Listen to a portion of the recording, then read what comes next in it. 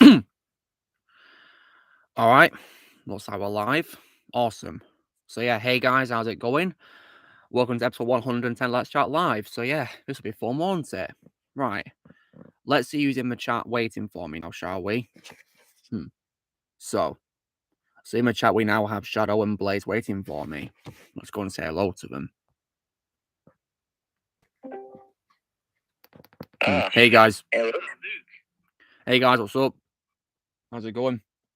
We're just looking at some deepfakes. Oh, were you? Deepfakes. Yeah, we're making a deepfakes of one of the Fourth Goblin. That's very cool. That. Which one do you want to see, Luke? Any at all, Blaze. Send me any of them because I'm sure they'll all be a very good talent. Although there's been one. It's actually a coincidence for you guys mentioned deepfakes because I noticed that apparently one person did a deepfake of Bruce Willis on like a Russian advert without his permission. Oh dear. Oof. And I think it's a bad idea because Bruce Willis is no longer acting, so he shouldn't be doing that. It's misleading us into thinking he's acting, but he's not. He's done with acting. Yes. And of course, he's gonna need a lot more support now more than ever because he's got dementia. Dementia is, of course, a very tragic condition to have. Very tragic. Hello, Joseph. Welcome. Right now, guys, I'm also playing Injustice while talking to you as well. I'm playing as Flash. That's very nice. Yeah. Did you see the photo, Luke? Well, let me take a look. Bloody hell, is that you as a Green Goblin, Blaze? No, it's Mike. Oh, it's Mike. He looks like you a little bit. I thought that was thingy, Jeffrey D. Morgan at first. Well, Mike does have a look at Jeffrey D. Morgan. Yeah. But of course, in terms of personality, Mike is, of course, far more nicer than Negan, isn't he? Yeah. Yeah. And here's me. Again, you look similar. Although you, Blaze, it looks like Harry Potter become a Green Goblin. And here's you, Luke. Let's have a look. Oh, God. Looks like I'm a Green Goblin now. And here's Ozzy. Let's have a look. He actually looks quite close, really. Pretty close. Speaking of Ozzy, where is he? He said he was gonna be late to the stream. No problem. Did he give a reason why? No, he just said they would be late. Okay, that's fine. And this is Vermont. Oh, well, looks like Hermione's with Green Goblin now as well, Blaze. And here's the most cursed one, in my opinion. Oh, God, who's this going to be? Oh, God. Yeah, that's definitely cursed. So cursed. Very cursed. So, Blaze, you want to send them me next? Wait, did he do it to you as well, Shadow? Yeah, he did. Oh, wow.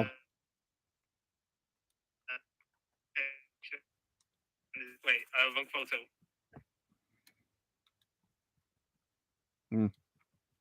So yeah, I'm keeping Bruce Willis in my thoughts, guys. Hopefully, they'll find a cure for dementia one day. I really hope. Blaze, you sent me the cursed one again.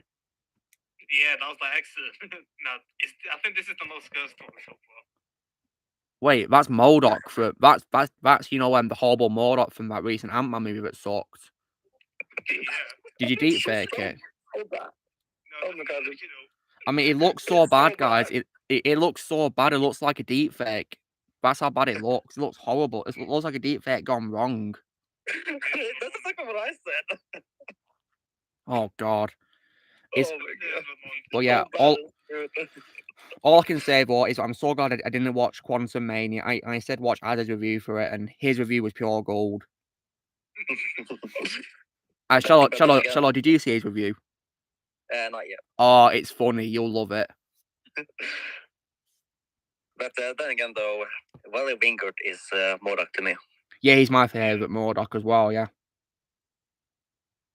Oh yeah, speaking of Modok, he actually does appear in the redub. He does indeed, yeah, and Coincidence? doesn't, I think not. yeah. Even that version more like is better than the abominable version from Quantumania. And what's also dumb, guys, is in the film he's not George Tarleton. Oh, guys, Jay's calling me. Oh, hey, Jay. Hi. How's it going? Long time no chat. Yeah. How you doing, bro? Well, I've been, a bit out of the spotlight for a while because I've just had a lot, of Yeah, of work course. going on. Yeah, I love you. But- I love your Punisher fan film you posted. Yeah, that's why I figured, this would probably be a good time for, you to get to, interview me about it. Oh yeah, of course, absolutely. Yeah, I loved it. I mean, were you involved as like a sound person who did it? Yes. So, here's the funny story about how I got involved with that project. Because yeah, please tell me. Yeah, so this movie was already filmed before I even joined the post-production. Oh wow. What happened was my friend Paul, who plays Frank. Yeah, great job he did as him. Yep. And in a way, I kind of think of him as like my lost big brother because we have the same name, and he pretty much looks out and protects me the way a big brother looks out for his little brother. But anyway, so Paul was posting a lot of reels from the movie on his social media, and I liked it so much. I loved how the choreography was so sick, and it was, yes. Like if I could show you, I don't have it unfortunately. If I could show you what the original footage sounded like, it's just basically just grunts and oh yeah, of course, gags, all that. But there's obviously no music, no sound effects, not even no punches or anything like that. It's all just strictly them going like that. Yeah. So what I did was experiment with his reel, and I took various different soundtracks. I took soundtracks from like the Punisher TV show. Oh yeah, John Wick tracks. It was hard for me to find a soundtrack that I could use that wasn't copyrighted, and then I ended up using the unreleased music of Transformers: Age of Extinction because for some odd reason Paramount has decided to no longer sell it. So I decided to use that for experimenting. And well, you've heard the music I use. I have, yes. So yeah, that. So I sent the footage to Paul, and Paul loved it a lot. He liked it. I'm glad to hear it. but then I had a family tragedy, so I had to travel to go to a funeral. I'm sorry to hear that. I did not realize that Paul was evidently sharing the my fan edits to his producer and director. So when I got back from the funeral, he contacted me. I'm sorry, no. His director contacted me. Seneca, that's his name. Great dude. Love this guy. But he contacted me out of the blue and said, "Hey James, I really love what you've done with our footage. I love how you have a very good ear and eye for almost everything. Because the fight scene that you see, soundtracks that you hear, that's exactly what I did. Those were the exact sound effects I used for the fan edit. So I still stuck to using those sound effects. But then he asked me, James, would you be willing to do the whole entire film? And I haven't seen the rest of the footage. So I was like, sure, I'll give it a try. So he sent me the full 4K colored footage, and it was amazing. And so that gave me a lot more creative freedom to, add in some more effects and music to it. And it took me a while. It took me 2 days to finish because he had a deadline. So I was trying to get it done as quickly as I could. So after going through several edits and stuff, eventually I came up with what you see on YouTube right now. Yes. Which him, his producers, and all the cast loved. And they loved it. I don't know. They were trying to submit it to some film festivals, which thankfully it made it to one. And we had 70 people at that event. Wow. They all got to watch the film. It sounded cool though to hear all those sound effects I used in the movie theater. It sounded wicked, but I can imagine. So and then after it was done, well, I mean, there were 20 movies that were being played at the festival, so after the whole thing was over, it was like for 5 hours, I think. Wow. Then 5 hours. I started asking my director, are you planning to make a sequel? Which Seneca told me that he wasn't intending to do at all. Like, the Punisher movie that y'all are watching, he's going to be making a Spider-Man movie next, which would connect to the Punisher. Mm-hmm. But he decided that he will make a sequel, which I'm sure all of y'all who watched it, who saw the comments, know. So first, him and I. So he's going to shoot the Spider-Man movie first. Oh, Spider-Man. Huh. He's hired me to do sound effects for that too, which I am very excited. I cannot wait to I can imagine. That's going to be awesome. Yes. And the best part is that I'll get paid and receive credit for it. So there's that. Yay. We'll work on Punisher 2, and not sure what Seneca got going on, because I still have a short film that I'm shooting later this summer. Oh, nice. With my best friend. Plus, Lucas, do you remember anywhere where we were doing a series called Stro Sinister Cinema? Not that I can recall, no. So last year, me and my friend were working on the pilot. Yeah. Once again, did the edits and the sound effects. Yes. And it took us 3 months, but Amazon Prime has picked us up. So now we're a Prime series. Oh, wow, you're a Prime series. Congrats, bro. That's amazing. Thank you. So this weekend, I got to start working on some more episodes. Oh, wow. Because we've all decided to make a second season. So yeah, I got a heavy load on my plate when it comes to sound and mixing, but that's what I love. I mean, y'all, for everyone that's on the chat, should know how much I love doing sound edits. Yes. As evident by my videos I post on YouTube. So. Mm-hmm. Yeah, it's amazing. So, yeah. So I'm very excited. So I mean, it's really wicked. But yeah, I just wanted to keep you in the loop about what I've been doing these last few weeks. Yeah, I'm very sorry for your loss, Jay. Very sorry about that. Yeah. It's good.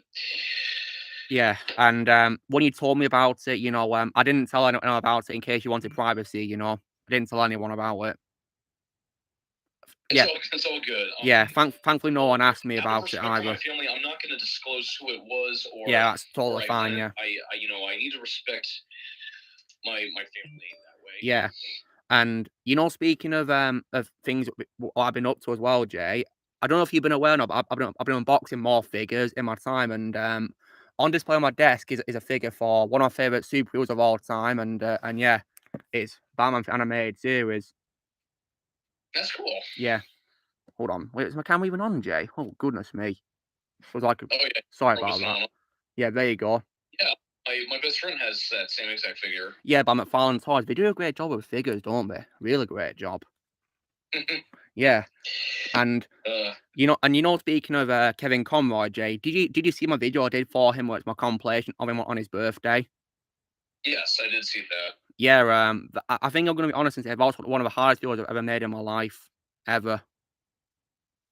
Well, whenever that Suicide Squad game comes out, you'll have to, make another one to add his final performance in. Of course, yeah. Too. Yeah, I was so happy when we confirmed he's going to be in that game. Yes.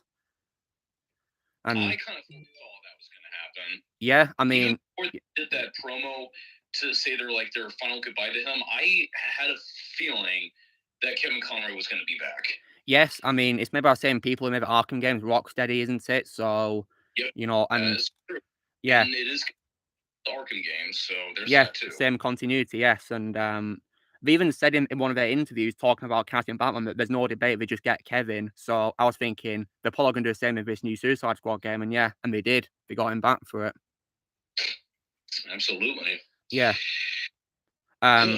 Oh yeah, and as well, Jay, when it comes to what I've been up to, I'm going to be reviewing Jurassic Park films next, which will be fun to do, talking about them.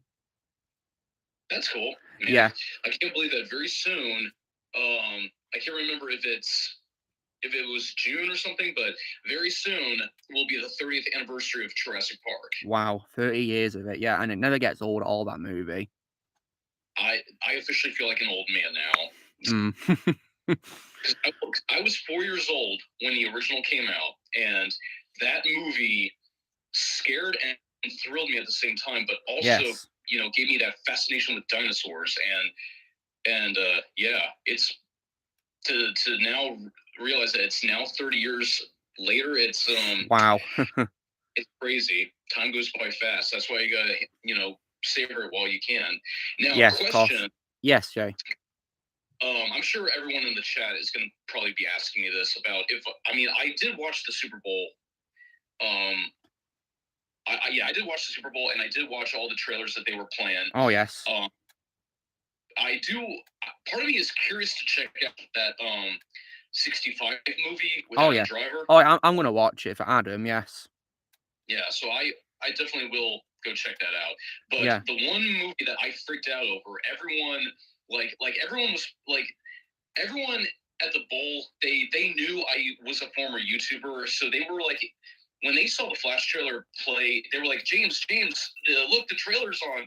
And yeah, I freaked out when I saw Michael Keaton say, "Yeah, I'm Batman." I was freaking out. I was going, yes. That everyone was like, I don't know whether people were more excited to watch the trailer or watch me react to it, but yeah, that was that felt pretty good. Yes, and speaking of DCEU, Jay, as well, and Amazon Prime, of course. Are you looking for now? Let me say, DCU. I know how you feel about Henry because of your post you did about him, but yeah, the reason why I said Amazon, Jay, is because I'm asking, are you going to watch Henry's Warhammer show? I really don't know. Like, I'm kind of like, I'm in a mood right now where I don't really know what to think of this, because I can understand that. I fired my favorite Superman. Now he expects me to be on board for a new Superman and a new Batman. I'm not on board at all. Me doing it. Whatever's going to happen, no one's going to beat Henry Cavill or Ben Affleck as my favorite Superman and Batman. Yeah, I can totally understand that. Right, but he didn't succeed. And even though I'm very happy to see Michael Keaton come back, Keaton will still remain my second favorite. Yeah, he will remain my second favorite as well. Yeah. And when I found out about Henry, being kicked off DC, I was absolutely livid. I was furious. Yeah, because not too long ago, before that announcement was made, when I saw Black Adam with my best friend, we saw the post-credit scene. Trust me, if he was here, he can oblige. When I saw Henry Cavill stepping out of the shadows, speaking of, I grabbed my friend's arm. Yeah. And squeezed so tight. Like I almost felt like I was gonna pull his arm off, but I was like going, oh my gosh, is it him? Is he back? And then after that scene ends, I'm freaking out. And here's the funny thing: the guy, one of the employees at the movie theater where I went to go see this movie, he knows who I am. He knows of my YouTube days, so he asked me what I thought of that scene. Like, he wanted to get the full review. I don't know if he's in the chat right now. But yeah, so yeah, one of my fans who probably might be your fan as well, if he's in the chat, he works at a movie theater. But yeah, anyway, he was already spoiled on that scene, so I felt bad for him that he didn't get to watch it on his own, and instead people who walked out of the theater spoiled it already. So yeah, of course, very unfortunate. At a movie theater. Yeah, so when you say fan of me, Jay, I mean, have you told him about me by any chance? That Probably he. I keep forgetting his name, but he mentioned that he's been following me for the past few years. Oh, nice. So he has to know. So I'm under the assumption that he follows you as well. Maybe he does. I mean, if he sees me in your comments as one of your most frequent commenters, maybe he will check me out. Hopefully. Yeah, I hope so. Yeah, dude, Luke, in many ways, you've become a better YouTuber than I ever will. So you think so? That's very kind of you to say, Jay. Makes me very happy. Yeah, I knew from the beginning that my YouTube days were about to come to a close. As YouTube's policy started changing, copyright issues started taking over, and obviously, people just would not stop with the mountain of hate they had for me. I knew that my screw the haters were coming to an end. Yeah, well, if you feel that you're done, Jay, that's totally fine by me. I'm not going to stop you making your decisions, and for people here in the chat, will support you as well. Been made like there's nothing that's going to bring me back. Plus, yeah, like I nothing said, at all my equipment that I ever used It's all gone, isn't it? However, if I'm really gonna start making this a thing where I start doing more sound and audio projects, I'm gonna have to buy some new equipment now. I need to buy a new computer. Oh, nice. Everything. I gotta start buying. I mean, I don't mind doing all of this at my best friend's house, but what if he's not home? I need a computer to do my work. So. So yep. Yeah, we're all going to support you as always here, Jay, as always. And oh yeah, when it comes to my video I did with Kevin Conroy on his birthday, Jay. Yeah, do you remember the ending bit where I had like an edit of him saying his famous catchphrase as Batman? Oh yeah. Yeah, I hope you like that, because it was like 3 of his takes of it put together, basically. Hope you like that. Of course. Yeah, because Kevin will always be my favorite Batman of all time. Always will be my Batman. Couldn't disagree more. Yeah. And oh yeah, when it comes to couldn't agree more. Why did I say disagree? I said I couldn't agree more. My bad. Sorry. Yeah, I mean, because anyway, he's a Batman you grew up into, of course. So yeah, I can totally understand you for that. Yeah, and yeah. I was 3 years old when Kevin Conroy first voiced Batman. Yes. And every time I read Batman comics, I always read Batman's lines in Conroy's voice. Me too. Yeah, I always will. And speaking of, as well of Mark Hamill, Jay, when it comes to Joker, did you hear that he doesn't want to voice Joker anymore because Kevin is no longer with us? Oh yeah, I'm aware. Yeah, because he had more respect for that. I keep up with a lot of comic news, so that's not a surprise to me. But then again, Mark Hamill has always kept saying he will retire. Yes, it's true. Yeah, he said it after Arkham City, then he said it again after The Killing Joke. So this one hopefully will sound more reasonable considering Kevin Conroy's death and that they were very best friends. Yes, because he said that, he earned more respect for that. Yeah, he earned more respect for saying he didn't want to continue without Kevin. Yeah, I can totally understand how he feels. And oh yeah, when it comes to gaming, Jay, as you may be aware, I managed to play all the Uncharted games, and it was definitely an amazing experience. Oh yeah, those will always be among my favorite games. Yeah, and Uncharted 4 was an absolute masterpiece. Like, absolutely incredible. I'm glad you liked it. Yeah. I'm supposed to be shooting an Uncharted commercial soon. Oh, nice. I'll be playing Drake. Oh yeah, you teased your appearance as him on your post, didn't you, for Halloween, didn't you? You looked awesome. Dressed up as him, yeah. Still need some new pieces for the cosplay, but yeah, I'm very excited because I think, well, I don't know, I haven't gotten the script yet, but I'm supposed to shoot it at the end of this month. Oh, nice. And also as well, Jay, I'm now also playing another PlayStation franchise, which is God of War. Yeah. Yeah, have you played God of War before, Jay? Of course. I still have got to play the new one, but yes, I am familiar with God of War. Yeah, so far my favorite of all time is God of War 3. Yep, that's a good one. Yeah, I actually finished the story last night of it. Yeah, it was once again an experience. Yeah, and cool. When it comes to gaming, Jay, have you got a platinum trophy for playing a game before? Maybe once, many times, I'm not sure. Yeah, because I've only had 2 so far. One for Spider-Man on PS4 and the other for a game called Ghost of Tsushima. Okay. Yeah, it was definitely very nice to receive that. Yeah, and so yeah, and when it comes to films, well, Jay, I'm mostly excited for John Wick 4 this year. Oh yeah, yeah. I'm gonna go see that. Yeah, I'm very excited for it coming out next month. Yes, and when it comes to oh, Nox has got a question for you, Jay, asking, have you played the Horizon games on PlayStation? Nah, I played the first one, wasn't too fond of it. I guess I'm not really much of a racing game fan. Oh, really? Okay. Yeah, I used to play it, but as I got older, they kind of like were no longer my thing. Yeah, when it comes to games, yeah, I tend to don't really play race car games either, to be honest, really, because they don't interest me in the slightest, and they stress me out sometimes, really. That's the thing, really. Yeah, all this online competitive play with folks is exhausting. Yeah, I find it tiresome, really. And so, oh yeah, when it comes to Xbox, Jay, however, I will be playing the Halo games eventually, Walk. I've got them all to play.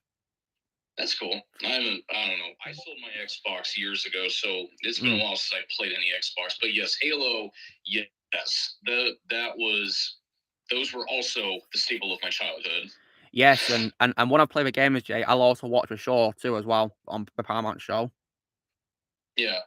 Unlike most people, I actually do appreciate the show for what it is. I'm not saying that it didn't have some questionable moments in it. I mean, but, you know, I think the problem that everyone doesn't seem to understand is this is a different continuity. The producer strictly said this isn't necessarily based on the game.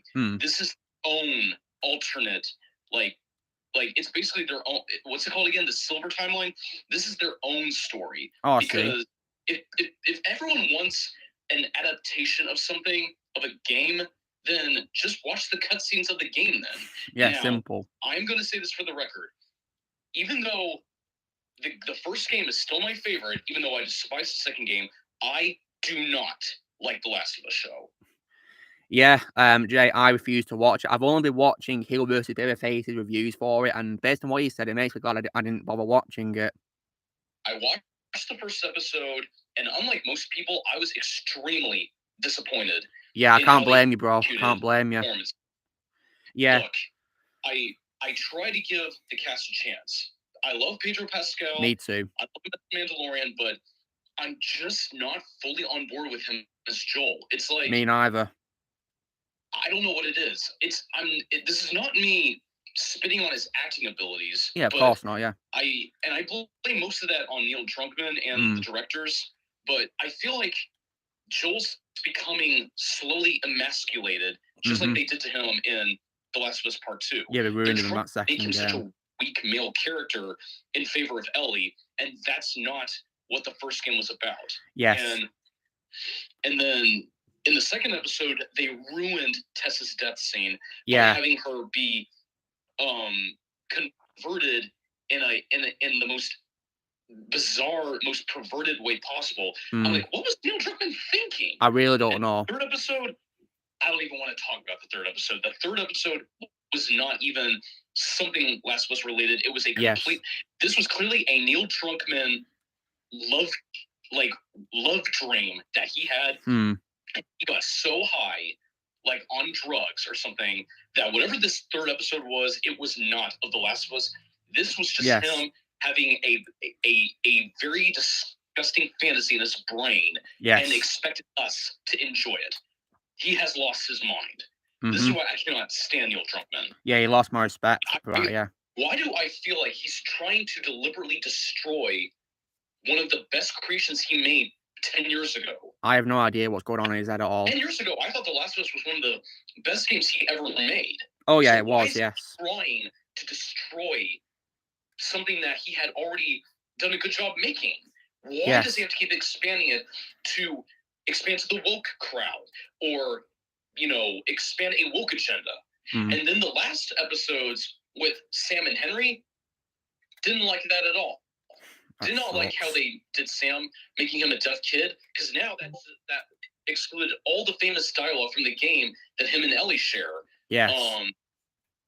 I just don't know. This it's a disaster. Now, here's what I'll say. Production-wise, it's okay. I love the effects. I love, the makeup and all that, but the acting and the story is questionable. Yes. But I would say that the most questionable aspect is the directing and the storytelling. Yeah, well, thankfully, I'm never going to watch it, Jay. I mean, I'll simply ask, why should I watch the show? Why should I? There's no reason for you to watch it. Exactly, yes. And it's just going to not only destroy the memories of playing the game, but it's just, I personally don't feel like it's for video game fans per se. I feel like it's more like for, all those woke YouTubers that like to, criticize about things that are in games that don't appeal to them. And so Neil Druckmann is trying to appease them by changing it up in his show. And I don't think that's a good idea. Catering to the crowd is a very dangerous play. Yes, because you will make 50% of people happy, but most of the other crowd angry, and then it causes an uproar. So trust me, I've been there, seen it, participated. I know what it's like. Yeah. And I've only played one game, Jay, on PS4, and there is no way I'm ever going to touch the sequel or the show ever. Good, just keep it that way. Yeah, the first game is an absolute masterpiece. With Last of Us is the game, and also I don't know if you remember. I have a playlist on my channel, but there is the Last of Us fan films. Oh yes, I'll be watching those. Helped make, and I actually was involved financially in. Yes. So I would, if you haven't gone to check those out, Luke. I would definitely recommend the Last of Us fan films. I'll definitely give them a watch. Yes, and speaking of fan films, Jay, I also plan to react to that Uncharted fan film starring Nathan Fillion as Nathan. Nice. I mean, I know you'd recommend that, wouldn't you? Oh heck yeah, Nathan Fillion definitely. Even though it was a fan film, he nailed it. Yeah. He it's like he was born to play Drake. As far as live action goes. Yes, and would you say he was better than Tom Holland despite it being a fan film? Oh yeah, he was definitely. But the difference between Tom and Nathan is that Nathan is obviously playing the seasoned, experienced Drake, and Tom plays the beginner's luck. Very young, very naive, but getting there kind of Drake. Like I still liked Tom as Drake, in a different way. Could he have been a little better in some areas? Probably, but at least he did a good job enough for me to hope that there will be a sequel. So, and hopefully in the sequel he'll become closer to being the experienced Drake that you and I are accustomed to in the games. Yes. So we'll see. Yes, and when it comes, of course, to Uncharted, unfortunately, at least there was a spin-off called Lost Legacy 4. I thought that was, rushed and not that good. Yeah. I mean, I love Chloe. She's definitely on my list of favorite characters in Uncharted, but yeah, I like her. Play it along with Nadine, who I was not really a big fan of either, it didn't feel. It felt too bland, in my opinion. Yes. And plus, the break didn't help at all. Yeah. Speaking of video game adaptations, Jay, did you hear that last year Netflix did a Resident Evil show? I'm not really much of a Resident Evil fan, but no, I did not know that. Yeah, and Lance Reddick from the John Wick films, like the actor Lance Reddick. Yeah, I know. They cast him as Albert Wesker. Can you believe that? Yeah. And yeah, when it comes to Lance for Jay, I definitely love his character in in the John Wick film, Sharon. Oh yeah. Yeah, really cool character. I can't wait to see him come back in the fourth movie, and he's actually caught up in lots of games too, which is pretty cool. Yeah, lots of them, and I don't even remember this, Jay. He also voiced Falcon in Earth's Mightiest Heroes, the Avengers show as well, which is pretty cool. Nice. Yeah. Oh, speaking of Marvel, Jay, did you hear that the new Ant-Man film got bad reviews? Oh, that doesn't surprise. I still don't watch any of these Marvels. Me neither. I'm happily done with it. So yeah, we don't even need to talk about that. Yeah. Because everyone already knows the answer, and as I did not watch it. Yeah, that's the same answer for me. Yes, and whenever something comes out, Jay, I just watch Hero vs. Babyface's reviews for it because I rely on him basically. He watches things so I don't have to. Yeah. Yes. And that's cool. Yes. Well, anyway, what time is it right now? Oh, well, I gotta get going. I'm supposed to meet up with a buddy. Oh, nice. Dinner, so, well, Jay, yeah, it was lovely to have you back on here, bro. Yeah. Everyone. Yeah, it was lovely to have you back, bro. And are you back on YouTube now to upload videos, Jay, or are you still taking a break from it? Oh, I'm still taking a break from that. That's totally fine. Yeah, no problem. Just kind of like take a break from everything I'm doing out here and just get a chance to just reconnect with everybody. Oh, that's totally fine. It was lovely to have you here, and love the Punisher fan film that you posted. Yeah, and I can't wait for more to come. Well, please, if you can help me out here, share it around. Of course I will. Yeah, I'll share it on my Twitter. Chat, please share it around. Of course, yeah. If we need some support, if we're going to start working on a sequel. So. Of course, yeah, I'll share it on my Twitter. Awesome. Yeah. All right. Well, Luke, it was good talking to you, and you everyone too. on the chat. You too, yeah, and yeah, you take care, Jay, and may the force be with you always. You too, bud. Yeah, take care, bro. Right. Thanks for being here. Take care. Mm-hmm. See ya.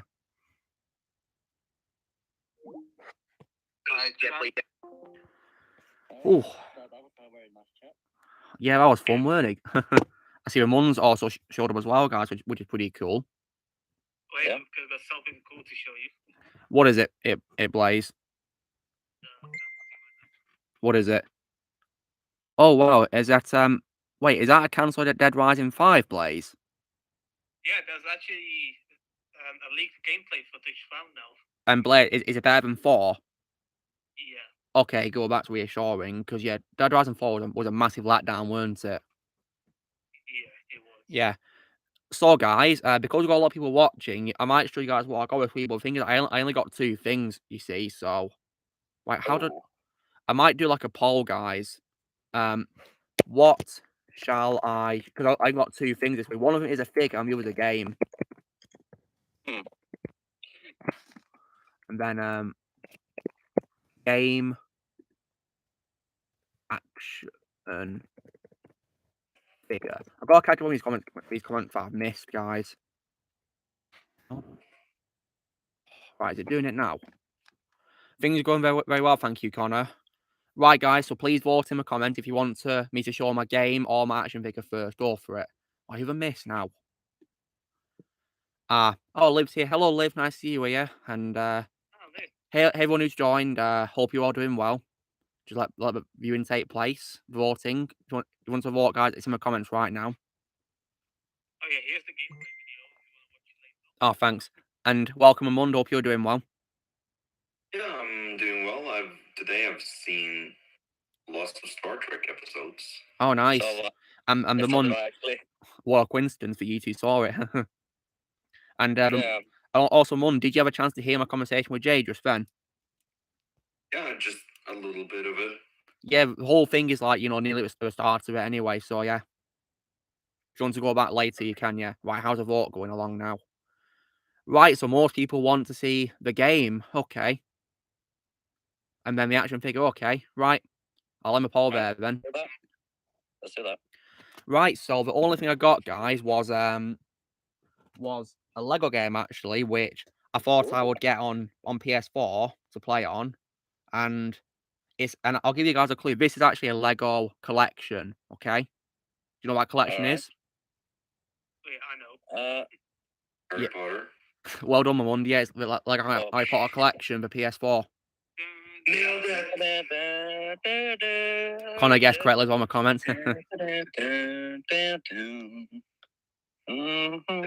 Yeah, I love that theme.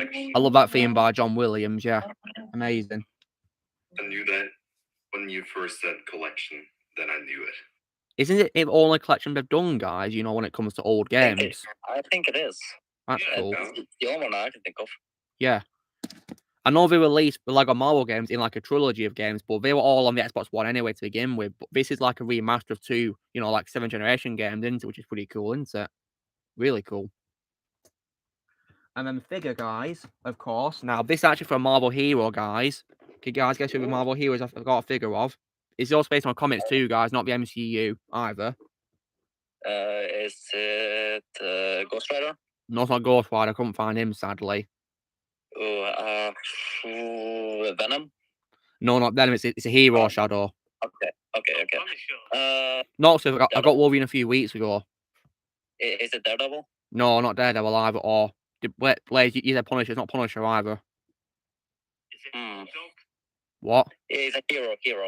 It's a hero, yes. Is the Cap?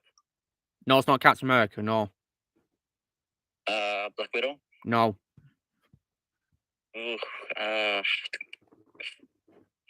Blade? No, it's not Blade either. I've not even found a figure of Blade. No, it's not Deadpool.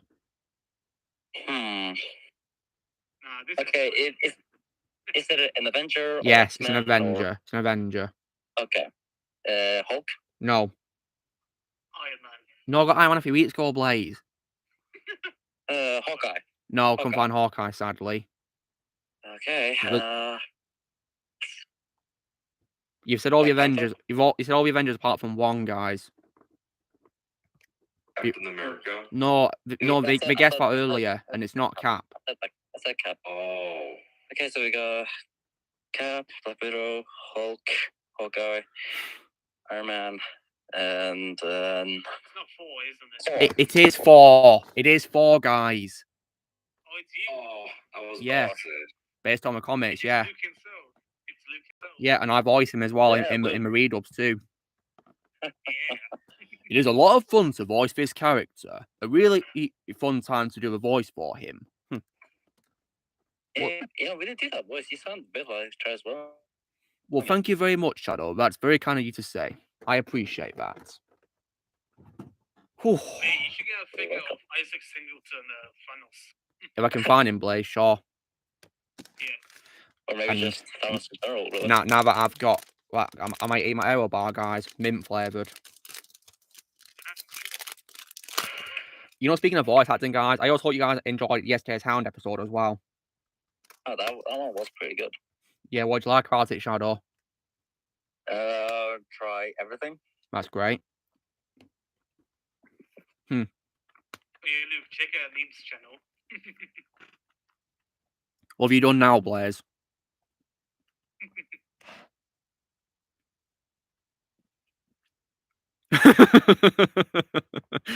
That's pretty funny, that. Oh yeah, Sharon's playing Hogwarts Legacy. Oh, is she? Nice. We'll having fun with that. Now.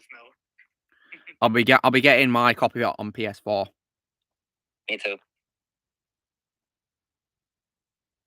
I'll be ordering it the minute it comes out.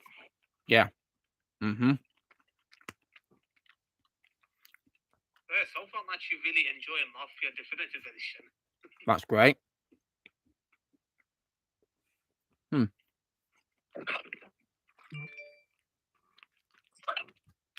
That's great, Connor. The review's going to be next week for Jurassic Park.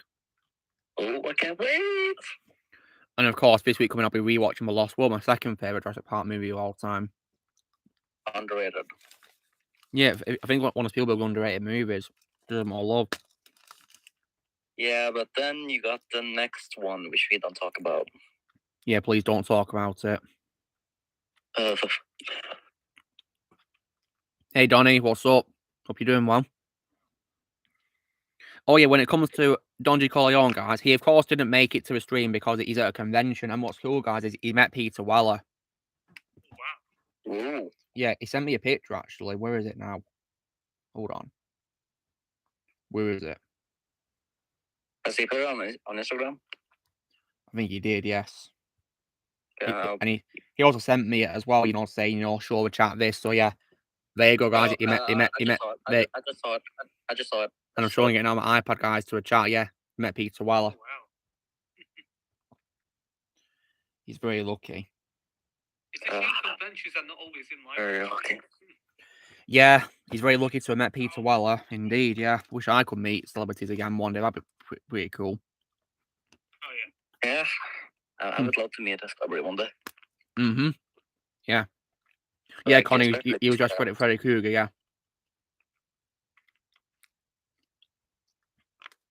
Like I would have love to meet Chris Pratt or Keanu Reeves or. Well, of course, because Chris, you're a actor of all time, Shadow. So yeah, I can definitely understand that feeling. And of course, for Mund, I also have zero doubt that you'd love to meet Johnny Depp because he's your first actor, isn't he, as well, Johnny Depp? Oh yeah, if I ever met Johnny Depp, I would be so excited and like, oh my god, you're Johnny Depp, oh my god. Yeah. Yeah, Johnny's a legend, guys. And that's why I can't wait for that film. He's going to be in where he's speaking French. Yeah, I'll definitely be watching that. Yeah, he's going to be in that speaking French for the first time ever, guys. He's going to be acting in French. That's amazing, isn't it? Oh yeah. I can't wait to see that. Yeah, but I'll be watching it for him, yeah. So Luke, you and Jay were talking about a Punisher fan film. Can you send me a link to that? It's on Jay's channel for you, Shadow. It should be easy for you to find. Oh, okay. He posted it, you know, like this week, actually. I don't think I saw that. And it's awesome. I'd recommend it strongly. Yo, isn't it, or does this look like Vermont on this boss advertisement? I don't know, maybe. When it comes to figures, I unboxed this week as well, guys. I unboxed my figure of DC Rebirth Superman from the DC Rebirth toy line of DC Multiverse. This from Rebirth Comics. If any of you guys got the poly bags from Lego DC Super Villains' run in 2018, they actually released a figure of this version of Superman from a Rebirth in it, which is pretty cool. And also as well, guys, today I unboxed my figure of Arkham Knight Scarecrow as well. Ooh, very cool. This design's really freaky, goodness me. Very freaky. Scarecrow is also my favourite waterfall of all time from John Noble as well, guys. When you play the game of Arkham Knight, you'll definitely love him as Scarecrow. Does a great job voicing him. Yeah, I've seen some bits from him. Yeah. It's pretty scary. Well, the things he says are so menacing, really. So menacing. So, like, all that remains is for you to watch as I drag your beloved Gotham into oblivion. Scary, isn't he? Yeah. Yeah. And when it comes to film this week, guys, I've been watching the Ip Man movies, which have been a lot of fun. They're my favourite of all time for Donnie Yen, which is pretty cool. It's pretty awesome. But unfortunately, though, guys, I watched a very bad movie, of course, which was Space Jam: A New Legacy. Oh God. Oh no. Or as I call it, Space Crap: A New Turd. I just call it. It was absolutely abominable. The worst movie of 2021 I've seen, guys. I thought it was complete trash. The only thing that I actually smiled at, guys, was the Rick and Morty cameo. But the rest of the film, though, guys, I was sat like this. Because I had no idea what the hell I was watching at all. Yeah, it was complete torture. The first one was miles better. And that's how you do a live-action Looney Tunes movie, right? Yes, but this movie... We're talking about a horrible Space Jam sequel, Blaze, I saw this week. Oh, no. Like I just said then, guys, the only thing that I liked in the film was Rick and Morty's cameo, and that was it. Nothing else. When it comes to other cameos, though, guys, I'm kind of glad that many of them were silent when it comes to voice cameos, because, you know, at least they wouldn't get the actors wasting my time reprising their roles. Yes. But, unfortunately, they, of course, dragged in Justin Roiland towards Rick and Morty for their cameo. Sadly. Yeah. And they even got Rosario Dawson towards Wonder Woman in the film. Can you believe that? Wasting her time as well. And Lucky Nerd also said in the server, guys, that apparently they did Teen Titans Go did a movie crossover animated with Space Jam. So I'm like, oh, get lost. What the hell? Oh boy. I didn't even know that film existed until I read about it once. I'm definitely not watching that because I hate Teen Titans Go. Yeah, animation for Teen Titans Go looks so bad. It does. Atrocious. It looks like it was made by 5 people. Yeah. You know, speaking of atrocious things, guys, did you guys see the horrible CGI from MODOK that was leaked? Oh my god. Yeah. Well, I've seen it obviously because I saw it in theaters. I even put it in the movies chat. Like, oh my god, it looks like a defect gone horribly wrong. Every time I look at that thing, I just laugh.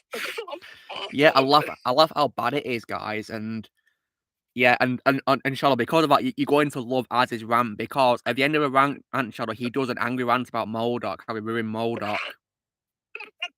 That's perfect. Yeah. Az is a legend. He truly is. Yeah. And I'm thankful for him as well, because he watches things so I don't have to, so I thank him very much, right? He's a hero. And as well, guys, you know what's also worse is the MODOK in the film is Yellow Jacket from the first Ant-Man movie. Yeah, it makes the first one pointless. Yeah, it makes it to be in the first film pointless. He's not MODOK at all. MODOK is George Tarleton, not Darren Cross, for God's sake.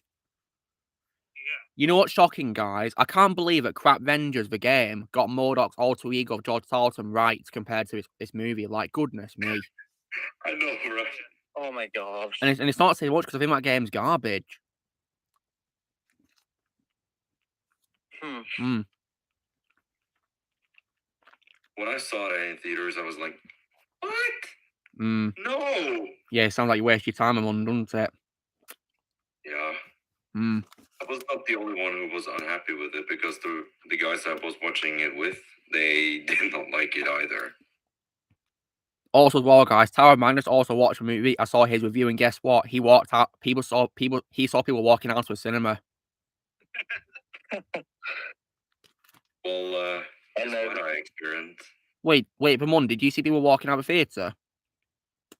No, but no one laughed. No one laughed. Well, I can't blame them. Wow, is that atrocious? Wow.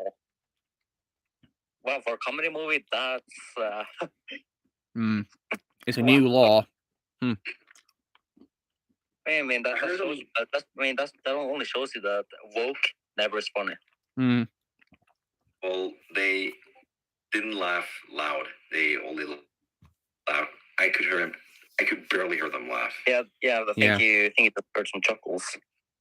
A few of them. Yeah. Some of the jokes were actually laughable. And I also read some of it. Apparently, Jonathan Majors is wasted in the film as Kang. He's wasted. Ugh. Why waste Jonathan Majors like that? Yeah. I always thought it was better in Loki. My favorite performance by him so far, guys, is his role in that Netflix film called The Harder They Fall. I'd recommend it. It's a good movie. Yeah, I'm planning on watching at some point. Yeah, please do. Idris Elba's great in it as well.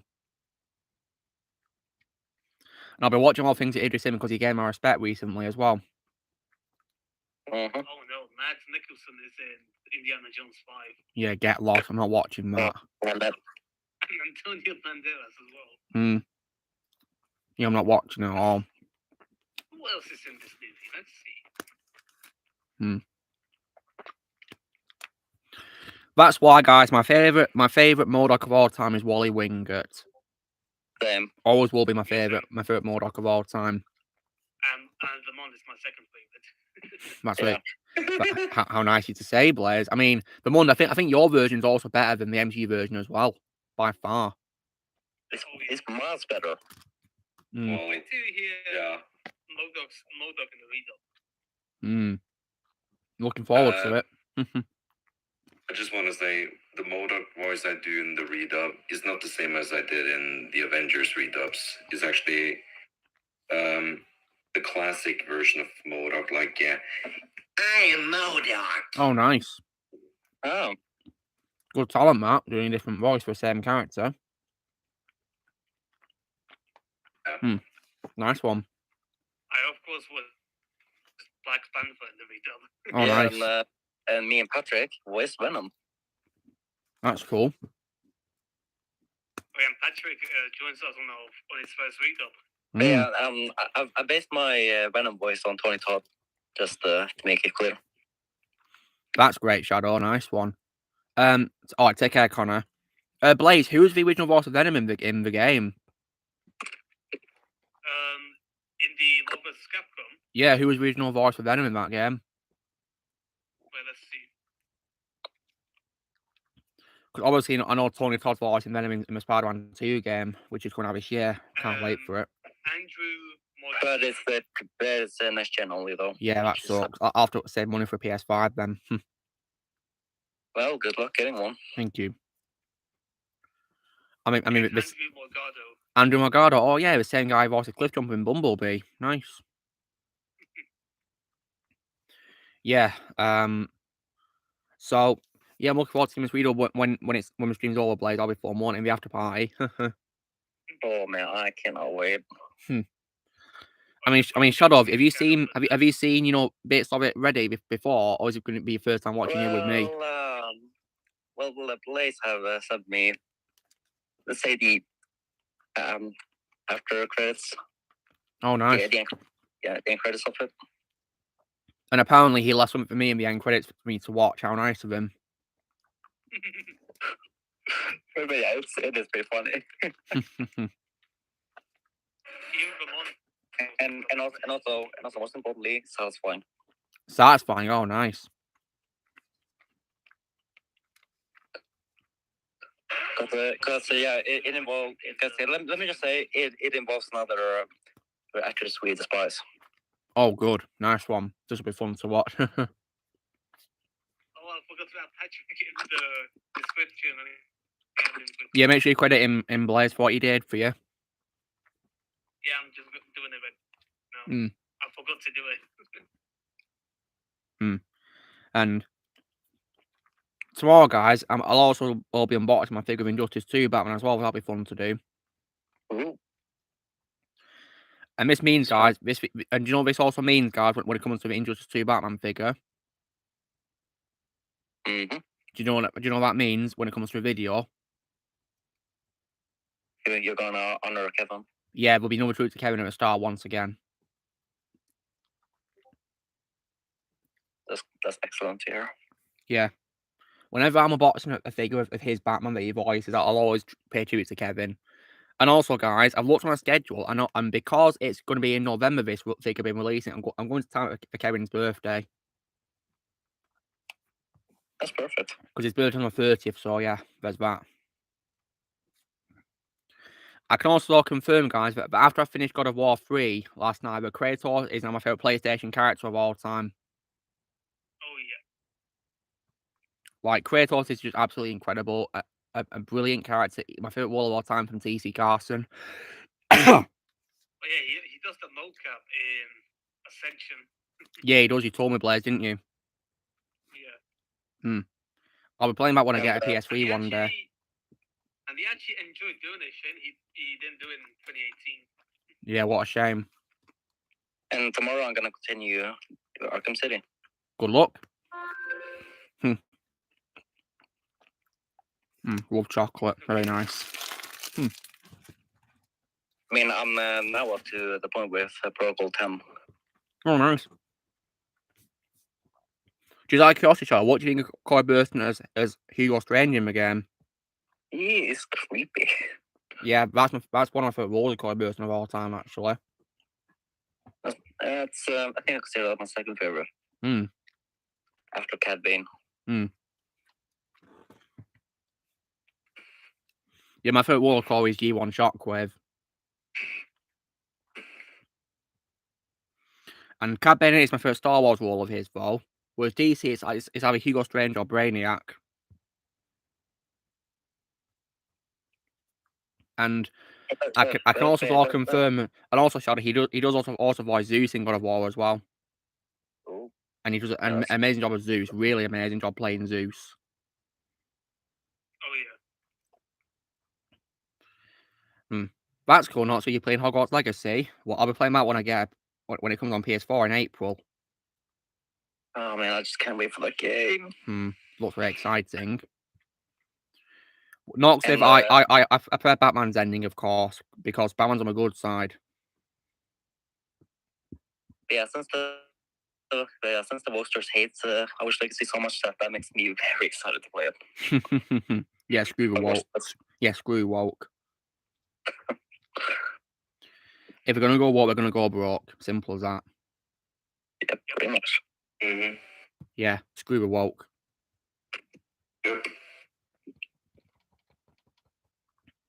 Yeah, George, I read somewhere that Peter Cullen was in a Ghostbusters show, yes, and I think he was also mentioned in a compilation about his voices, which was done by John Bailey, the voice actor. He made a video of his roles. Yeah, I gotta watch the Ghostbusters show someday. Yeah, I might do one day as well, yeah. Seems intriguing now, yeah. Apparently it's not based on the films, well, for some reason. I don't know why. Hey, Luke. Yeah, Blaze, what's up? The thumbnail for this video is kind of cursed. Really? Yeah. Yeah, show me, Blaze. Where is it? I'm actually going to send it to you right now. Yeah, send it me. Show me what you mean by being cursed. So when it comes to two figures, the figure and the game, guys. Which one of the two did you prefer seeing? I think the figure. Of 4, actually. That's very nice. I think I will say Harry Potter. Lego Harry Potter. The one that about you. The Lego Harry Potter things. Nice one. It'll be fun to relive happy memories of my childhood because like Harry Potter Years 1 to 4 was one of those games I was very excited for when I was a kid, and the wait paid off for sure because I had a lot of fun with it. Okay, I'll send it to you. Okay, where is it, Blaze? And Oh you know, God, I think Blaze! It looks like Patrick from SpongeBob turned into Thanos. That was the idea. The biggest example of an anime film that did not need a sequel is Atlantis and the Lost Empire, Donnie. Well, thankfully, I've not seen a sequel. I've not seen a sequel, though. Oh God, it's a wallpaper as well. But yeah, I'm not really interested in checking out a sequel anytime soon, guys. If you do want to watch it one day, it'll be for your benefit. If you don't want to watch it, I mean, I watched Brother Bear 2 for your benefit, in case you're wondering, guys. So there's that too, and I hated that sequel.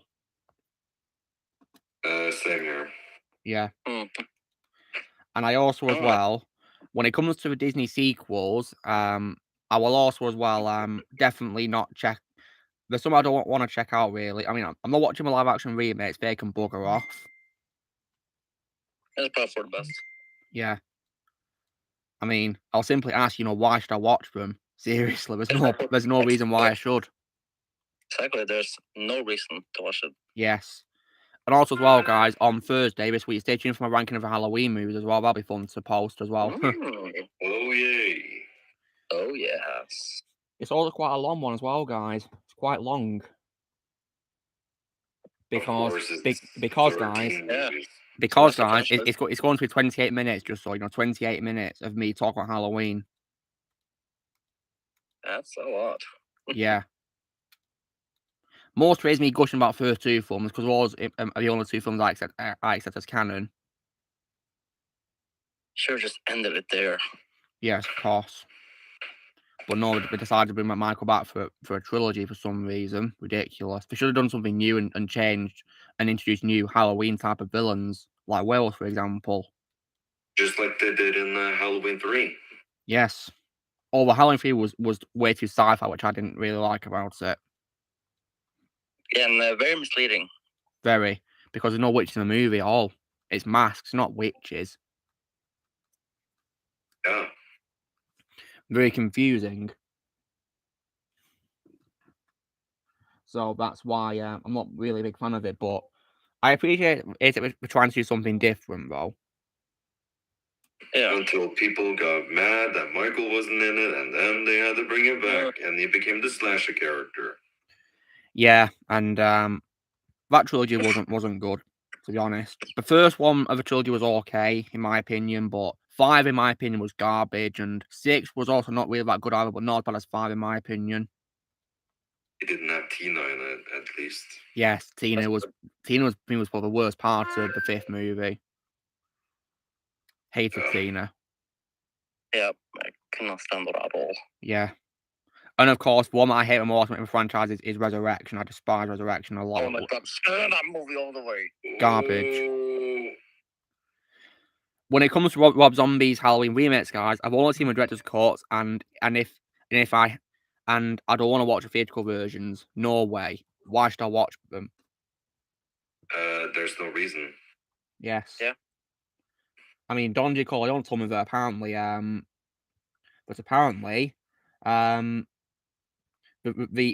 theatrical versions aren't even good either. So yeah, I'll take his word for it.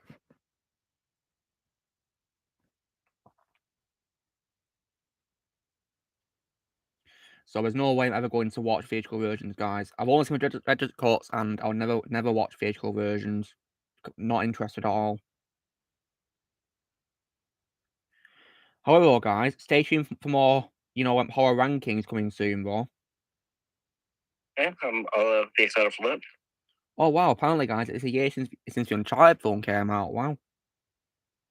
1 year. Yeah, can you believe that? It's 1 year since Uncharted film came out. Yeah. It's a pretty cool coincidence. I talked about it with Jay earlier. Oh no! Don't tell me this is real, Luke. What's real, Blaze? Wait, what? Check it on my chat. What is it? What is it, Blaze? The video. Oh my god. Oh my god. Just get lost. Lost in the multiverse. I'm hoping it's fake. All I can say, I hope it's fake. I think it is fake. I think it is. Yes, Doctor. I've seen Princess and the Frog. Great movie, Princess and the Frog. Amazing movie. So far as Yeah, I love that movie, and yeah, I think Disney. I think Disney was at their best in the 2D era. To be honest, they just made beautiful movies in the 2D era. Beautiful movies that never get old. Sad that it all ended in 2011. Yeah, that sucks. When it comes to a 3D films, though, guys, my favorite out of them is Zootopia. Same. Yes. And that's And, why, I'm so excited for its sequel, of course, and I'll be gushing about it in the video of a movie that deserves a sequel.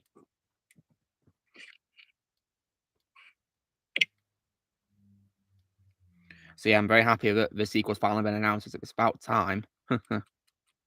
It's about that time. Yeah.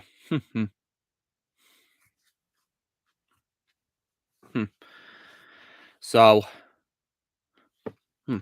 when it comes to, Disney as well, guys, I am, however, definitely going to avoid, Toy Story 5 and Frozen 3, screw those. I didn't even know there was a sequel to Frozen. Yeah, it's probably best you kept that way, Blaze, for your own sake. Yeah. And Frozen 2 actually wrapped up the story. Did it now? As well. Yeah, it actually did. So why are you doing a third film then? That's just dumb. Makes zero sense why would do that at all. Hey, let me go check if Tokyo is streaming right now. Why, Blaze? Are you going to ask if you're going to watch you read up? Yeah, because he enjoys watching them, so let's see if he's on. Alright, nice one.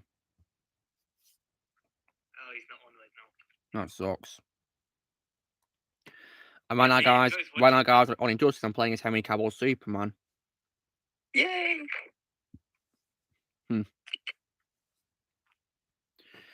Yeah. It's always fun to play as his skin, yes, in the game, yeah. There's other skins you can play as in the game too, like, one that I definitely do also love is Cyborg Superman, which is really cool. There is, however, a skin for Batman, guys, which I've never played as at all, which is Blackest Night skin, because he looks like a zombie. And I don't want to play that. I think it'll disrespect to Kevin. Yeah. Yeah, nowadays it is. Yeah. It's not aged very well at all, sadly.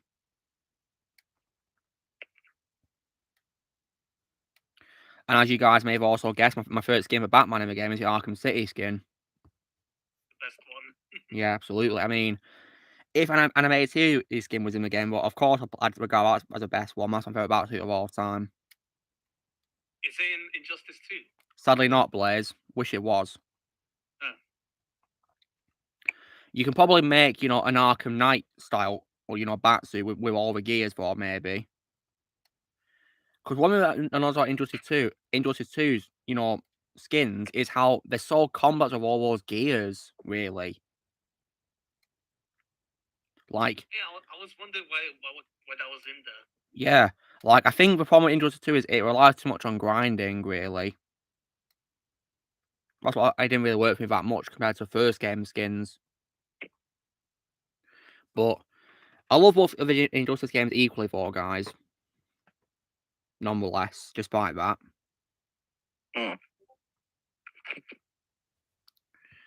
Yeah. Oh, yeah, that's a great song, Money by Rolling Stones.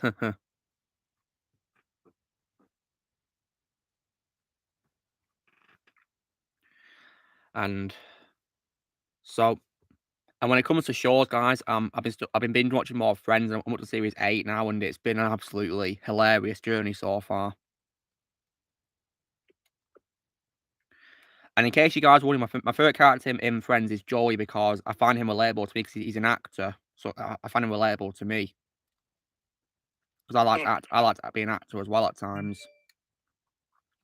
That's why I, of course, do voice acting for my Transformers series. Yeah. Yeah. Also, Shadow, what did you think of Blazer's breakaway in the episode of Helm yesterday? Yeah, it was good. Yeah. But when it comes to voices in the episode, Shadow, which one was your favorite to hear? Both of you. That's nice. I mean, when it comes to characters, which character did you like the most in the episode? I don't really have a favorite. Because it's so hard to choose one. You know. Yeah, and but I think I would go with Hound. Thank you. That's very kind of you to say, Shadow. I really appreciate those kind words. And I also hope you guys also enjoyed Blitzwing in the episode as well. Oh. Yeah. And Shadow, did you also notice that in the episode he said some quote from his appearance in Bumblebee? No, I don't think I noticed that. Like, for example, as a member of your Autobot Resistance, you are traded to Cybertron. Oh, alright. And also his last words are also the same as why he's yelling no twice before he blows up.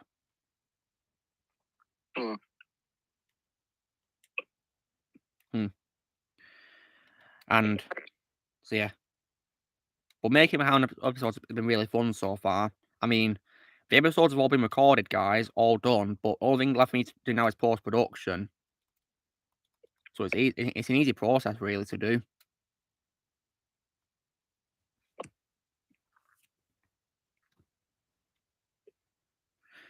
And when it comes to future, though, when it comes to, the media, though, sometimes I think Hollywood is, failing miserably at times. Oh, yeah, Really they is. are. Like, sometimes I think it's a complete joke, really. Yeah, Hollywood is losing today. It is, yeah. But, I mean, once in a blue moon, but we do get some good things for sometimes. It's pretty rare. Sadly. I mean, I'm praying that Henry Cavill's Warhammer show is going to be good, though. I really hope it's going to be good. Ah, Patrick's here. Ah, Patrick. Oh, Patrick. Good Welcome. evening. Good evening, Patrick. Yeah, I hope you're doing well, man. Yeah. Was just kind of curious to hear what people thought of the redub. Well, I've not seen it yet, Patrick. We're gonna watch it. We're gonna watch it after the stream. Watching the after party. Okay, for once I might actually stick around for that because I'm in this one. Yeah. Yeah. Yeah, nice one, Patrick. That'll be definitely really fun to see. And Patrick, did you notice that Jay joined us again in this one? In today's stream? You're gonna have to say that again. I didn't entirely hear that. Did you know that Jay joined us on the stream earlier on the stream? Empire fan. Yeah, I noticed that. Yeah, it was definitely nice to have him on again. Yeah. He's taking a break from YouTube, guys, just so you know. So there's that, which is totally fine by me. Yeah. Yeah. So Patrick, how's your week been since we last spoke? It's been pretty good. That's nice to hear. I've got some good news and some bad news when it comes to the Transformers video. Oh yeah. Tell us. Which do you want to hear first? Well, how about the good news? Yeah, good news.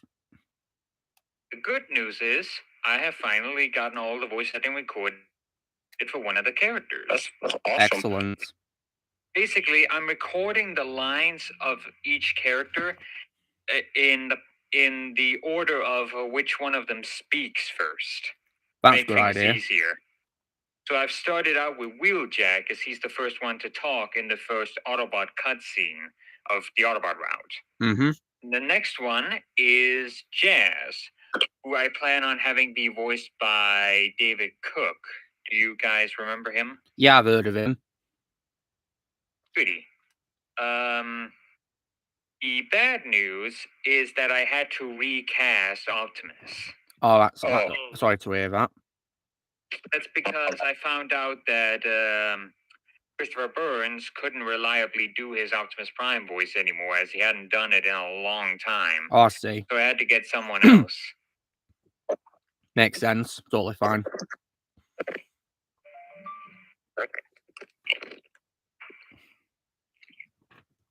But yeah, I'm glad to hear that most recordings been going very well for the characters so far, Patrick. Yeah. So that's on the bright side. And when it comes to shows, Patrick, I can already guess that you're excited for Arcane Series 2, aren't you? Yeah, I definitely plan on trying my best to avoid spoilers. Good when idea. That eventually comes out at God knows when. Yeah, I have no idea how long it's going to be in development for. I mean, because wasn't the first season taking ages to be made? It took 6 years. There you go. It might take them a long time to make the second season, for all I know. Yeah, from what I've heard, though, they have been working on it in advance, planning Yes. ahead of time in There is that case. too. So I do suspect that there's no way in hell the second season is going to take 6 years, but Yeah, I do think it's definitely going to take longer than 1 year. I do think that at least. that's a possibility. Yes, and I mean, for all we know, they could have been working on it while the first season was still airing, for all I know. Yeah, but there is one thing I'm kind of curious about. Yeah. See, there's this one character in here. I don't remember what her name is, but she's the little old gnome-like lady who Vi speaks to. You remember her? Think so, yeah. Well, I found out that a couple of months before the first season was released, her actress passed away. Oh no, rest in peace. That's very sad. Yeah. So now I'm just wondering, if that character appears again in season 2, would they end up having her lines be recorded ahead of time, or would they end up having to recast her? Well, I'm wondering, maybe they recorded before she died, maybe. It happens a lot in the media. They do things before they died. Maybe this is an example of that. If not, then maybe they Yeah. could recast her. Yeah, because animation can take a long time to do, so sometimes it's great to have the acting be recorded ahead of time. Yes. I mean, like, for example, I think, Mia, I don't remember her full name, the little girl who played Powder, I think, she recorded her lines, a long time ago before the show came out. Yeah, maybe this actor recorded her lines for her character before she died, maybe then, hopefully. Yeah. Yeah, it's very sad, though, that she passed away. Yeah, rest in peace to her. Yeah. Yeah, I think she was in Star Trek when I looked her up. Oh, was she? Which one, Patrick? Wait, who should play? Give me a second. Let me find her. Or who's the actress? Yeah, give me a second. Gotta find her first. Yeah. I mean, because one Star Trek actress did die, which of course was Nichelle Nichols, who played Uhura in the original movies and the shows.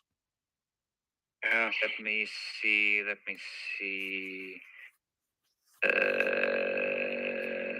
Aha, found her. I don't know how you say her name, so I'm gonna write it in the no mic chat. Here it is. Let's have a look. Let's see. Oh yeah, Mira Furlan. Never heard of her. Is she in the original Sissy show? I'll check, guys. Let's have a look. Right. Mira Furlan. Yeah, Mira Furlan. So she unfortunately passed away 2 years ago now. So rest in peace to her. And wait, what's Blair saying? Lola. Oh, I was wrong. She died almost half a year before the show came out. Yeah. Well, I'm looking at filmography, Patrick, and I don't see anything about Star Trek. Okay, then I probably maybe scroll down a little more. Oh, yeah. Now I see my mistake. It was Babylon, not Star Trek. Yeah, Babylon 5. So. Yes. And oh wow, it looks like she was in Uncharted 4. That's nice. Well, I've just looked at filmography for video games. Shadow doesn't mention Uncharted 4. It mentions the Matthew Definitive Edition, though, so no Blair's be happy about that. I'm just looking at our IMDb page. I'm on a Wikipedia page. It says here she's in Uncharted 4. She's also in the Sparta and in 90 show as Silver Sable too. Yeah, that name rings a bell because I included it in my voice comparison. That's pretty cool that she was voiced Silver Sable. Yeah, I was about to say, I just noticed she voiced Silver Sable in the 90s Spider-Man and cartoon. That's where I remember the name because I included my voice comparison for Silver Sable. Yeah, so sadly she passed away almost a year before Arcane Season 1 came out. Yeah, it's very sad, yeah. But she died in January, yeah, of 2021. Rest in peace. Yeah, and the show came out in November. Yeah, so that was like 10 months later, weren't it? Sadly. Yeah. So again, you gotta wonder if that character does show up again in Season 2, and hopefully her lines were recorded ahead of time. But we can only hope.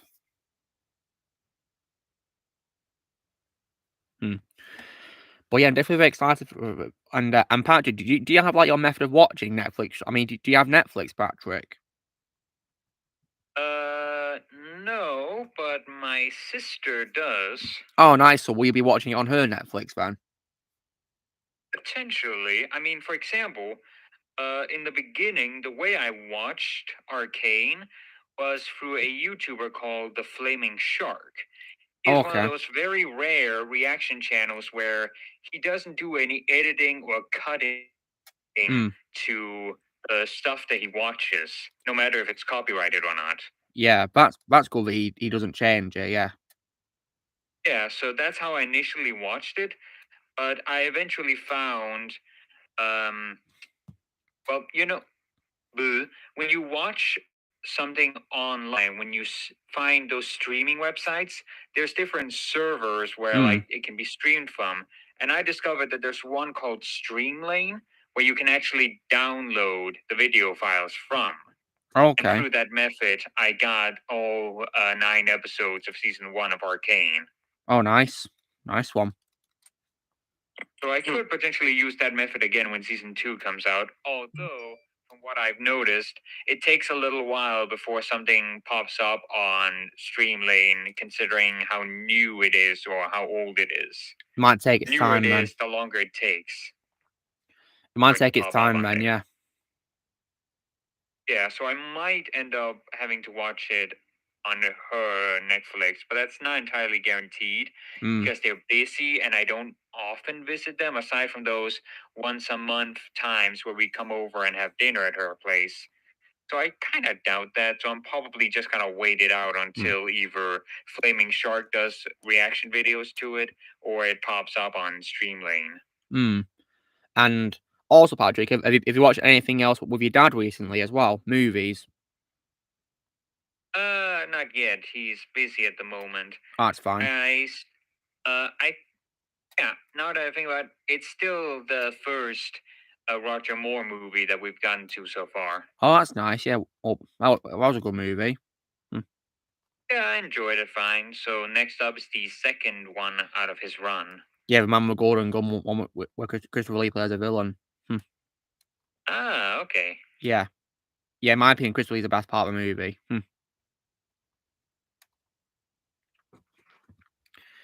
Yeah. Hey, Badola, welcome. Hope you're doing well. But you definitely like Man with Golden Gun, Patrick, yeah, because Christopher Lee, in my opinion, is definitely the best part of it. Does a great job playing the villain. Yeah, well, it is Christopher Lee. Yeah, he's a legend. Yeah. He's a legend. Legendary actor. One of the greatest actors of all time. May rest in peace. He would have been 101 this year, guys.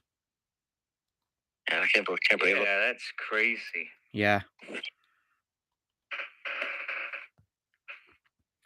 Yes, but all Key Day was definitely awesome in Princess and the Frog as Dr. Basile, yeah? Does a great job as Dr. Basile, yeah. And so far, that's my favorite role of us. My favorite role is my favorite role of all time, guys, always will be Spawn. Yeah, might change when I see Spawn. But yeah, you'll definitely love it. Great show.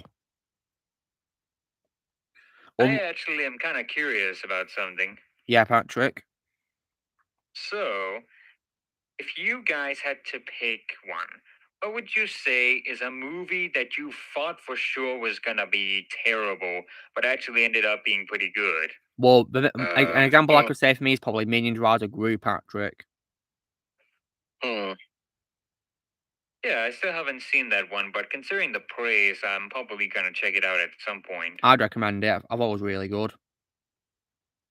For me, it would probably have been Kung Fu Panda 2. Well, I love Kung Fu Panda. That's my favorite DreamWorks movie of all time. Yeah, but honestly, when you look at all the things about it, it kind of sounds like the recipe for a disaster. Well, I didn't see your Jack trailers. Black as a panda as a sequel. Yeah, it sounds like something that would end up being bad, but it turns out it actually ended up being fantastic. Yeah, but it's my favorite DreamWorks movie of all time. And I guess at some of me it would actually be Elf, to be honest. Well, I didn't see a trailer for Elf, but I saw Elf, Christmas 2021, and I loved every second of it. It was one of my favorite Christmas movies of all time. That's the one with Will Ferrell. what's his name? Will Ferrell. Yes, I'd recommend it if you're not seeing it, Patrick. It's so amazing, absolutely hilarious from start to finish.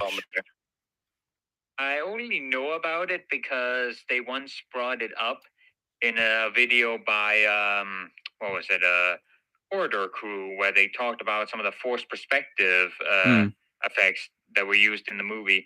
I actually also found out at one point that a stop motion snowman in the movie was voiced by Ray Harryhausen. Oh wow, cool. You do know who he is, right? The name sounds familiar. What's he been in? He is a legendary stop motion animator who did a lot of stop motion VFX shots in a lot of 50s movies. For example, he was responsible for the stop motion effects in the original Clash of the Titans. Oh yeah, I saw that movie with Harry Hamlin and Laurence Olivier. I also think he did so for the Sinbad movies. What were live action ones? Yeah, the old ones with stop motion effects. I see it. I'm not seeing the Sinbad one. I've only seen the DreamWorks 2D movie for Sinbad. Oh yeah, I remember that one from my childhood. Yeah, I think that movie is alright. Yeah. It's okay. He's also famous for something called Jason and the Autonaut. I've heard of that, yeah, but I've not seen it. Yeah, it's the one with the skeleton fight. Pretty legendary movie scene. Basically, he is a fantastic stop motion animator. I wouldn't really say a lot of the effects in his movies hold up because they're very obviously stop motion and there's no motion blur. But even though I don't think they look real, I still can really admire just how much work was put into it. I mean, like, for example, that one fight scene where, like, it's a dude fighting a stop motion skeleton apparently took 6 months to animate. Wow, that's definitely a long time. Half a year, goodness me. Yeah, and that's for one scene that I don't think is even 5 minutes long. Wow. So a short scene that took ages to make with a stop motion. Wow. Yeah, he's a pretty legendary stop motion animator, so I think they got him to voice a stop motion snowman in the movie as kind of like a tribute to him. How nice of him to do that. I think he retired in the mid '80s because a lot of other stop motion, a lot of other special effects techniques started to pop up to the point where the stop motion they did just didn't really bring in audiences that much anymore. I see. When it comes to stop motion films, well, guys, it's hard for me to say what my favorite one is, which is stop motion. I mean, I think one that I might say is amazing is probably Nightmare Before Christmas. And Del Toro's Pinocchio is fantastic. So. Yeah, I was talking about Before Christmas, Shadow. Oh yeah. All right. So yeah. I think we're saying Nightmare Before Christmas is my favorite stop motion movie as well. Yeah, Patrick, have you seen it? Oh yeah, Nightmare Before Christmas. It's actually my sister's favorite Halloween movie. We pretty much watch it every Halloween. Oh wow. You know what's interesting is, despite being having scary things, it involves Christmas. So like I'm thinking, is it Halloween or Christmas movie, guys? I think it's both. Why not both? Yeah, I suppose. Actually, here's a little fun fact about the movie. Do you know all those panning shots where the camera is moving around while there's stuff moving around in front of the camera? Yeah, I think so. Yeah, I can remember. Oh, here's a little fun fact. The film camera that was used to shoot the movie was so big in comparison to all the stop motion puppets that in order to have all those puppets be so close to the camera while being animated through stop motion, they had to have the camera be on a motion control. And for every shot, they had to move away the camera with the motion control, then move the puppets, and then move the camera back into place and move it just a tiny bit as well so they could get the panning shots. And they had to do that with every single frame. Move the camera back, move it back, move it back, move it back. I see. When it comes to stop motion films as well, guys, if we're talking about films in like a stop motion company franchise, my favorite movie by Laker is definitely Kubo and 2 Strings. Oh yeah, I gotta watch that movie. Please do. It's absolutely phenomenal, in my opinion, and very underrated. Deserves more love. It's just absolutely incredible. Kubo and 2 Strings. There is one stop motion movie I definitely want to check out at some point. What's that, Patrick? Wait, actually two. There's the Guillermo del Toro Pinocchio movie you just talked about. And the other one would be Paranorman. Oh, Paranorman's also great too. It's also made by Laker Paranorman, who made Kubo and 2 Strings things. And just out of curiosity, Patrick, have you seen Coraline? Coraline.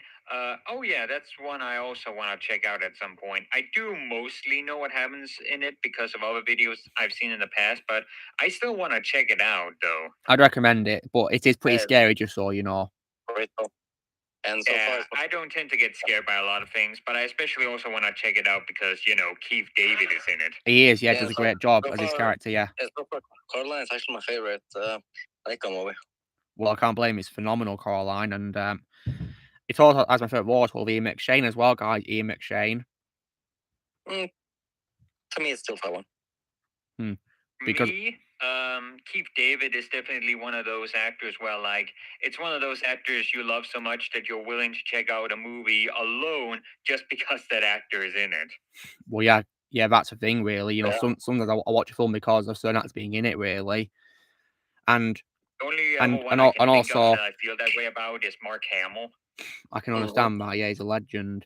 When it comes to Ian McShane, guys, I prefer him as Borbinski over Talon because Talon was wasted in the first Coming Panda movie, and I hated that. He was wasted. Borbinski wasn't. That's a good point. Because that's why I prefer Lord Shen strongly. Wait, what the hell is this comment now? What about Chili from Get Shorty? What the hell? This guy. What the hell? Someone's made a comment on my John Travolta podcast saying, "What about Chili from Get Shorty?" Wait, who's that? I don't know. Someone called Simwave Junkie. But you know what? I might consider this comment as junk mail. So yeah, if you're gonna talk about something called Get Shorty, then you can get lost. Moron. Honestly, these days I don't swear on YouTube, guys, but sometimes I'm tempted to drop the F-bomb sometimes. Oh yeah. By the way, Luke, that actually reminds me of something. Yeah. I've been working on that Try Not to Laugh challenge video. Oh yeah. Would you prefer if I make the swear words in it censored, or if I make a censored version that you can edit in for your reaction video, so that I'd rather have you censor them, Patrick, because I think censoring swears actually makes it funnier. With a beep sound. A beep sound, yeah. I mean, Patrick, just wait, Blaze, hold on, Blaze. So Patrick, when it comes to censoring, have you ever seen that video called Star Wars Unnecessary Censoring? No, but I have heard of it. Yeah, if you don't know what it is, it's where basically they take scenes from Star Wars and they put censoring over random words characters say aren't even swear words. It's hilarious. I can definitely think of some moments I've seen in media where, like, the censoring of certain words can make it funnier Like, for example, are you familiar with Team Fortress 2? Yeah, I believe it's a Valve game. I still remember how in the Demo Man introduction video, there's a moment where he says something and the entire sentence is just censored, and you're just left wondering what the hell he said. Yeah, I wonder what he said. I see Daniel's joined us. Welcome, Daniel. Hey guys, how's it going? Going pretty well, yeah. Hope you're doing well, Daniel. Yeah, just taking a break from studying. I'm currently at my college right now in the library, just so I gotta take a quick break. Oh, wow, nice. Hope it's all going well for you. Yeah, it's a weekend holiday, so not too many people are here. I got the whole place to myself, just, studying and everything, so that's nice. Yeah, And Ozzy's here. Welcome, Ozzy. Hey guys. Hope you're doing well, Ozzy. How you doing, man? Doing good, and I'm just late again. And Ozzy, in case you're wondering, someone came onto stream earlier at the start. Do you know who that was? I know, it's Jay. I saw some of the stream when I was out. Yeah, we had a pretty fun conversation, yes. Yeah, I'm gonna rewatch the full conversation probably later. Yeah, we had a really fun conversation for half an hour. Yeah, it was a lot of fun. Hey, Luke? Yeah, Patrick, what's up? What's up, Patrick? Try not to laugh challenge video. I don't entirely remember. Did you say it had to be under 5 or 10 minutes long? I don't remember. It can be like, less than 10 minutes, Patrick. That'd be great. Okay, good. I just couldn't remember if it was 5 or 10. Yeah, between 5 and 10 would be great for me, yeah. Nice one. And I'll definitely pause reacting on my schedule in the future for you. That'll be fun to check out. Speaking of try not to laugh, there's also a Legionary version. Yeah, there is, yeah, on the channel Blaze, isn't there? There's an M-rated on PG version. Yeah. And Ozzy, did you by chance see what I got this, today, shopping? I only got up to Thor. Right now I can't watch the stream because I'm driving home right now. That's fine, because as I only got one game, Ozzy, which was like a Harry Potter collection for PS4. Oh, nice. Because right now, guys, I'm actually going to be exchanging my old Xbox games to get a PS4 versions to get trophies. Yeah, I have the PS4 version of Lego Harry Potter as well. Yeah, and Vermund, of course, also confirmed to us that he managed to complete both the games 100%, didn't you, Vermund? Yeah, and I only used 2 days to just complete one of the games and the second game. Oh, wow. 2 whole days, yeah. wow. I only helped him. Yeah, I helped him with one of the gold bricks, and it was the one where you have to when you're in the character room where you have to buy a character, you have to sweep the floor. Maybe I would have realized that if it was like Lego on the floor there instead of just looking like realistic web. Well, I 100% of that game already on my Switch, so I remember some of what I did. Yeah. Speaking of games as well, guys, Patrick, I know you might be happy with this, but I managed to complete God of War 3 this week as well, yesterday, actually. Oh, that's kind of cool. I mean, Patrick, have you seen all the cutscenes of that game? The third game? Yeah, have you seen the cutscenes of it by any chance? Not quite. All right, well, I won't spoil it for you then, Patrick, but it's a fantastic game, really incredible game for its. And I think it's also one of the best remaster I've played for PS4 because it used to be on PS3, guys. It got remastered. Remaster's amazing, gorgeous remaster right there. Oh, okay. Yeah, it's absolutely incredible. And I also confirm, guys, that Kratos is my favorite PlayStation character of all time as well. He is the PlayStation mascot, but I don't know why there's too many of them now. There's a lot of them, yes. There's Ratchet, Sly, Nathan Drake, yeah. Radek from Killzone. Yeah, oh yeah, speaking of Killzone, I also completed that last Sunday as well, guys. It was quite a short game, actually, Killzone. I was in the game. Yeah, as a villain, Blaze. A villain look like you. Tyran, was it? Yeah. Hey, look, check out the mic chat. I'm busy playing a game, Shadow. Oh, okay. Yeah. Make a check later. Yeah, I'm playing Injustice, guys, still. But in case you guys wondering, because in case you guys wondering, as well as playing on PS4, I play on my Vita as well. So yeah, I play on both console and portable consoles.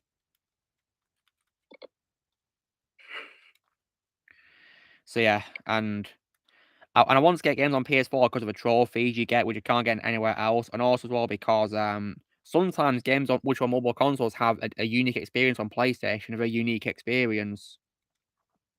Oh yeah. Like for example, guys, one thing that I think is a key factor about PlayStation gameplay compared to Xbox is probably the light changing color. Oh yeah, the light ball. Yeah, because if you guys play an Xbox One, for example, it's just a white light on the Xbox controller, a white light for it, of course. Whereas Oh yeah, Mafia also does that. yeah, whereas on PlayStation, the color changes sometimes. For example, if you guys play GTA 5 on PlayStation 4 and you get a wanted level, the light flashes red and blue. Oh yeah, when I was playing Resident Evil 2, my controller was green, then it was orange, and then red. Is that because you lost health, Blaze? Yeah. Yeah, that's probably why. It does the same thing with me on Uncharted, actually, and on Killzone. It does it for like a Harry Potter as well when you're using spells and you're changing them. Oh, that's so cool. I've definitely got to see that. Wow. Yeah, because when I was playing that game for the first time on PlayStation back in October, I was impressed. Yeah. Sounds like it's definitely worthy to get a collection, yeah, for Lego. And Ozzy, do you reckon they also improve the graphics as well for it? Oh yeah, they have. Oh, great. By a lot. And I'm just gonna say it, my favorite port of Lego Harry Potter nowadays in general is the PS4 port. Well, I'll tell you a word for it, Ozzy. Yeah, because I love that game nowadays. Well, I'm probably when I get back, I'm gonna start Prisoner of Azkaban. I mean, in case you guys are wondering, it was Lego Harry Potter that got me into the Harry Potter franchise to begin with. It was because of that game coming out that I decided to watch the movies. Because when the game got announced, I did not see the films, but I thought I'd watch them in preparation for a game so I could get into a franchise. So, like, I watched the movies, and then I got the game, then I played it, and then, of course, I saw the Death Hallows films in theaters, then I got years 5 to 7 afterwards. I think I only saw the first 4 before the game released. Yes, I noticed, but the game, the first one, only has the first 4 movies, doesn't it? Yeah, and then splits it up to 5 through 7. Yeah. I think they should probably do, like, a brand new remaster of, like, a Harry Potter of all the movies together into one big game, really. Like Skywalker Saga. Yeah, Lego can do that. They proved it based on that game. Yeah, they can do characters talking as well, all with Harry Potter, and, you know, retell a story in, like, stunning animation. But, Yeah. I feel like maybe it would just be in a Lego version of Hogwarts Legacy, to be honest. We don't know that, Shadow. We could do something different to make it appeal to kids. Yeah, maybe. Yeah, maybe. I don't know. Because, yeah, Lego, of course, wants to be family friendly, so we won't make it as dark as Hogwarts Legacy, of course, will they? Of course not. Yeah, they might improve like what they did with Lego Dimensions, how you can use the broomsticks to fly around. Yeah, it's really cool how you can do that, yeah. Anytime you want to as well, because in Lego Harry Potter games, you can only do it when the broomstick's there, whereas in Lego Dimensions, you can do whatever you want to with Harry. Yeah, that's a change I really like they did with Harry in that game. Unfortunately, well, guys, Hermione can't fly. Yeah, that's the only thing that kind of sucks. Yeah. Voldemort they gave her acrobatic abilities. Yeah. Voldemort can fly, though, so that's a bonus. No, that the one combat, I think it's better in Lego Dimensions, in my opinion. Yeah, it's cool in Lego Dimensions, yeah. And in case you guys wondering, of course, Harry and Voldemort do talk him again, but they use clips of Daniel Radcliffe and Ralph Fiennes from the movies to voice them. Yeah, you can tell. That's fine. I just think that's fine. But what's interesting, though, guys, is they didn't use clips of Emma Watson for Hermione. They got a new actress to voice her. Strange. So, like, I'm thinking, if you're going to use clips of the actors from the movies for you know, Harry and Voldemort, why not do the same for Hermione? Why not just get the actors back? Maybe they ran out of time. Or maybe the actors are too expensive, I guess. You know, money is a problem when it comes to voice acting these days, isn't it, sometimes? Although the thing is, they did get lots. Yeah. Thing is, we did get lots of actors back. I think the only reason why the Bad Batch is able to get Ian McDiarmid is because they got that Disney money. Probably, yeah. But the thing is, well, Lego Dimensions did get lots of famous actors back for their roles in the game, though. For example, you know, Michael J. Fox and Christopher Lloyd as Marty and Doc from Back to the Future, they're in it. And Robert Coltrane as Hagrid. Sadly, one of his last times playing Hagrid too. Rest in peace. Yeah. His final time he played Hagrid, guys, was that ride, you know, at Wizard of Harry Potter. That Hagrid roller coaster ride, yeah. Very sad. Yeah, I love that. Yeah, I love that ride. But apparently, guys, he only filmed like pre-recorded footage before the ride happens because he was too ill to travel to a set in Florida, so he filmed his scenes remotely on a screen because he was too ill to go to a set, sadly. And yes, I can confirm that because I've done that ride. Yeah, and Ozzy, do they have like an animatronic of Hagrid, like a model of him talking, voiced by Robbie? Yeah, they do. All right. Yeah, I read something they had like a model of him. Yeah, He actually talks a lot on the ride. that's cool. That's great. Because unfortunately, in his last years of his life, guys, Robbie Coltrane had a condition called osteoarthritis, I think it's called. So yeah, which unfortunately meant he was in a wheelchair for the last years of his life. Rest in peace. Yeah, by the way, Luke, Yeah, Patrick. have you played the latest God of War game? No, yeah, I've got it, though. I got it for Christmas. I will play it when I play the 2018 game. So I was starting back tomorrow. Okay. This isn't a spoiler, though, but I gotta say, the guy who plays 4 sounds a lot like Josh Brolin. Yeah, that's Ryan Hurst who plays 4. Yeah, but I really gotta say, when he just talks very calmly and such, he sounds a lot like Josh Brolin. Wow, I mean, does he sound like Thanos in particular, Patrick? Wait, what Yeah, kind of he stuff? really does. I can't tell if it's intentional or not, but when he just talks normally, like at a calm, normal pace, he really sounds like Josh Brolin. Yeah, Blaze. Blaze, in case you're wondering, Patrick just said that he thinks 4 in God of War Ragnarok sounds like Josh Brolin. In this case, Kratos versus Thor. Pretty much, yes. The God of War versus Thanos, yeah. So basically, guys, 2 gods of war, 2 gods have faced him, yes. So, you know, Kratos, of course, has faced Thanos, who is a god. Kratos is, of course, the god of war. And Thor himself has also faced Thanos too, yeah, got the god of thunder in the MCU. I meant to say Kratos versus Thanos, not Thor. Oh, dang it. Yeah. Well, yeah, I'll be checking out the 2018 game tomorrow, guys. I'll be playing it tomorrow. At least last night I checked out Sleepy Hollow. Yeah, and I'm glad you liked it, Ozzy. It's amazing, isn't it? Yeah, and it was incredible, and it was scary. Oh my god. Well, it's a horror film, so what do you expect? Yeah, well, and I did it with the lights off. Yeah, that makes it even more scarier.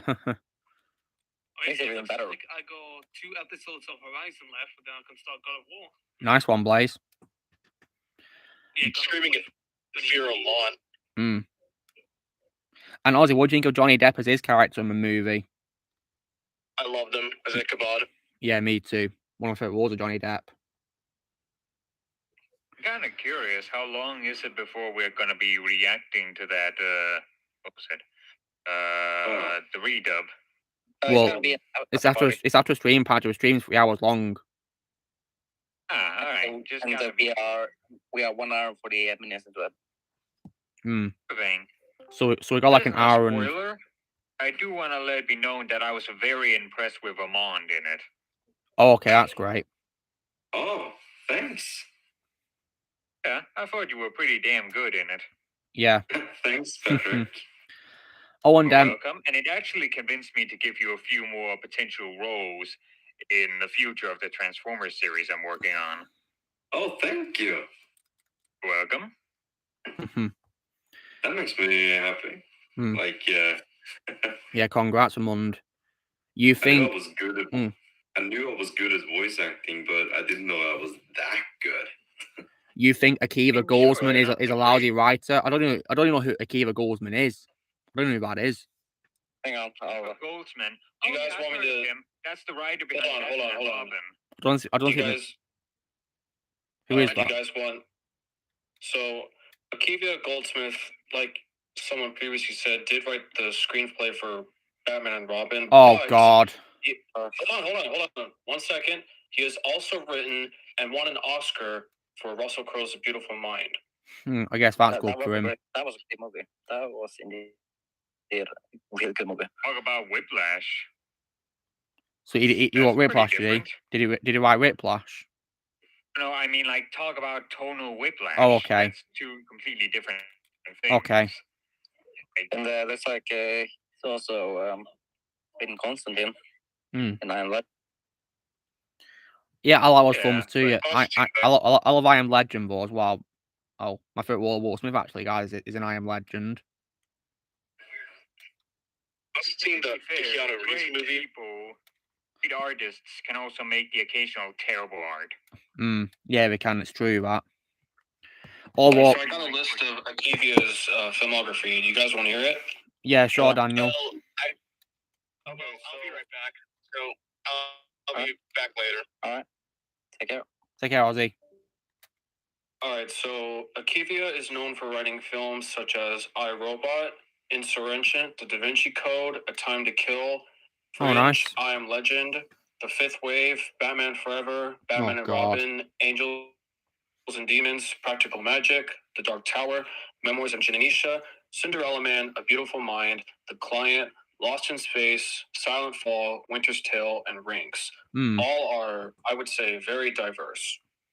Yeah, and I know really good things about Dark Tower, Daniel. That movie, I've not seen it though. Yeah, best you don't see them because it's trash. Is it now? It truly is. I know Idris Elba's in it though, because of the trailers that I saw, but it didn't interest me in the slightest. So I wasn't not interested anyway. So don't worry, I'm not going to watch it. It sounds like he's written some really good and some really bad movies. Then again, a lot of people do that, don't they? Sometimes, you know. Yeah. Although, like for example, M. Night Shyamalan directed Unbreakable and The Sixth Sense, but he also directed After Earth and The Last Airbender. Yeah, two films that got panned on release. Right, take care, not Swift. Yeah. Thankfully, guys, I did not see the Last Airbender live action adaptation or the After Earth movie, and I don't plan to. Don't worry. Good. Yeah. My point is, sometimes you make something that's complete trash, but every once in a while you can also make something that's really good.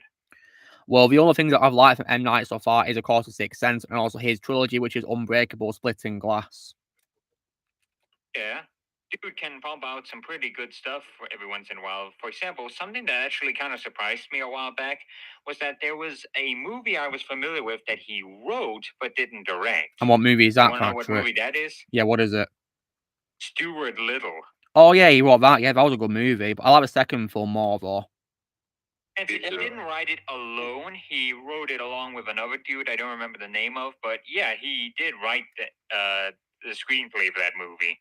Yeah, Stuart Little was very enjoyable. Yeah, I like Stuart Little, yeah.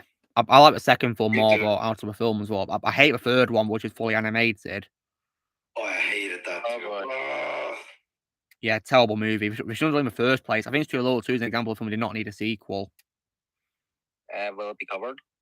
Yeah, of course. Obviously, for guys, this... I've seen the latter two movies once. Well, I'd recommend you to go back to see them as a rewatch project. They're definitely worth watching for a rewatch for sure. Great movies. No, I mean the sequels. Well, I'd recommend just the second one. Don't see the first. Don't see the third one. In my opinion, the third one's trash. Yeah, I barely remember anything of either movie, to be honest, because it's so long ago. Well, the second one is definitely worth rewatching. Just don't watch the third one for your own sake. Yeah, I do remember the third one was entirely animated. It was, yeah. That's what I hate about it. Why couldn't they just do live action? Yeah, they should have done it in live action again, and all. And the story I thought was also really boring as well. Yeah, I would definitely say that CGI for Stuart Little in the first movie has aged really well. It has, yeah, very well, very impressive visual effects for it, yeah, for its time.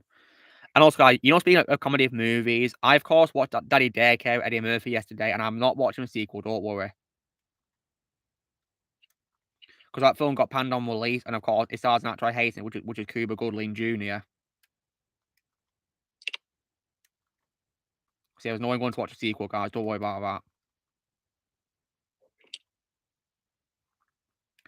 sometimes for Patrick, that's been the case of a filmmaker who writes, every movie which is bad. And Daniel, you can confirm that you think in the worst director of all time is Uwe Boll, don't you? Correct. Yeah. Isn't he like a German director who did like adaptations of some video games, for example? Yes. Didn't hear the name. Who? Uwe Boll is called, Patrick. He's German. Uwe Boll. Oh, Uwe Boll. Oh. Yeah, are you familiar with him, Patrick? What have you seen any films by him? Because of the nostalgia critic. Does he rant about his films? Well, yeah, he's done several reviews of several of his movies, and you can probably guess that they're not positive even slightly. Yeah. Look up any of his movies and look them up with the nostalgia critic on YouTube, and you can find them. They're pretty funny reviews considering how much he tears into these movies. Oh, I've definitely got to. I actually discovered something that's kind of cool. Yeah, what's cool, Patrick? It's actually a couple of actors that have appeared in it that are usually voice actors. For example, the guy who played Unicron in the Unicron trilogy. Oh yeah. Appears as a sailor in one of Uwe Boll's movies. Oh wow. I do also know that there's also a film he did which is like an adaptation of a game called Blood Rain, I believe, and apparently he got Michael Madsen in that movie. Michael Madsen, Patrick. Not really. He's voiced Kilowog in a Green Lantern animated film, for example. Oh, that guy. Okay, yes. Yeah. And he's known for being in lots of films like Quentin Tarantino as well. Tarantino. Oh yeah. Yeah, so he plays like tough guy characters basically, and he's a pretty good actor in my opinion, underrated in my opinion as well. Didn't he play Harvey Bullock in a? He did, yeah. He did, yeah. In By My Son, yes. Great fan film that was. Yeah. I thought I remembered him doing that. Yeah, I thought he was great as Harvey Bullock in my opinion. Yeah, great job playing him. It also sounds like a role he would fit like a glove. And he fitted really well in that role indeed.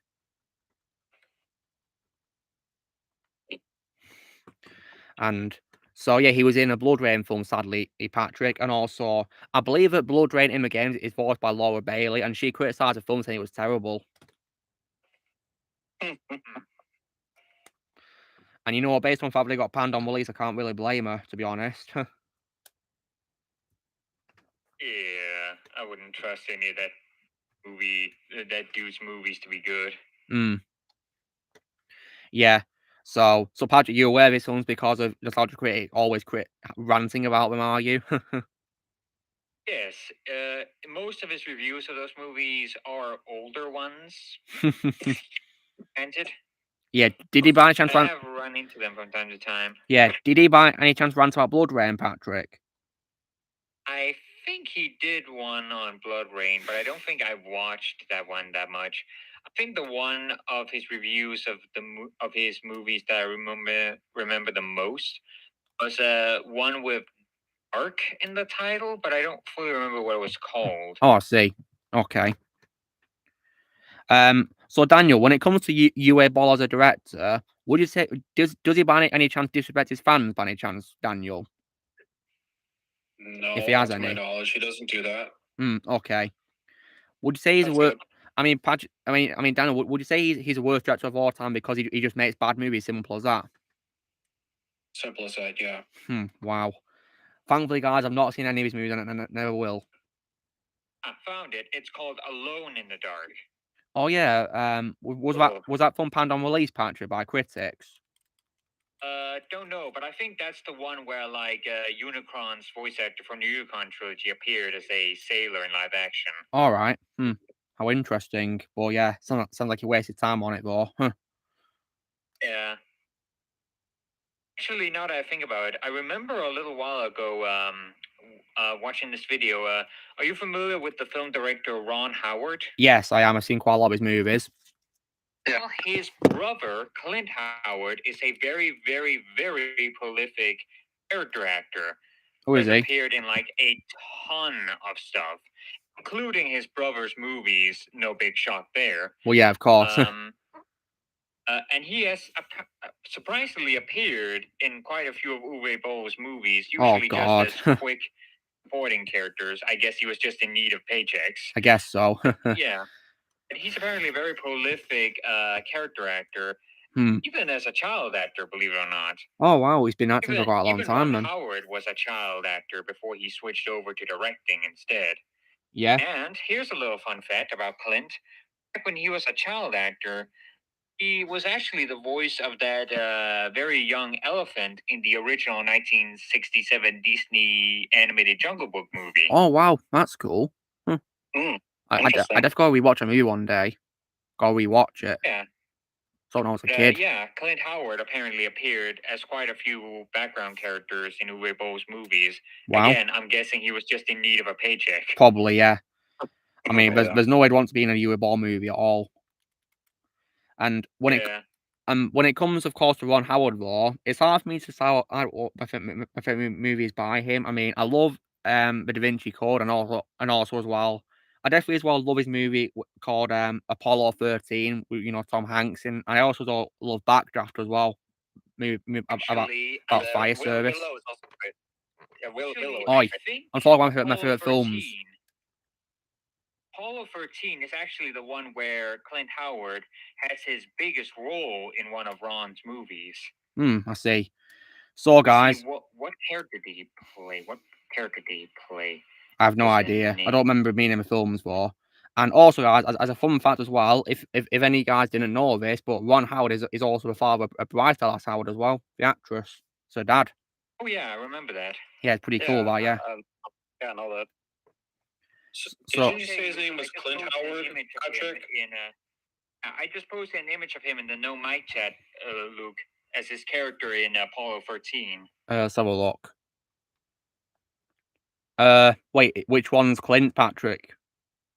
The guy with the glasses. Oh, that's his brother. Oh, wow. Yeah, that's Clint Howard. Oh, wow, yeah. I've seen that face before quite a few times, yeah. Now I think about it.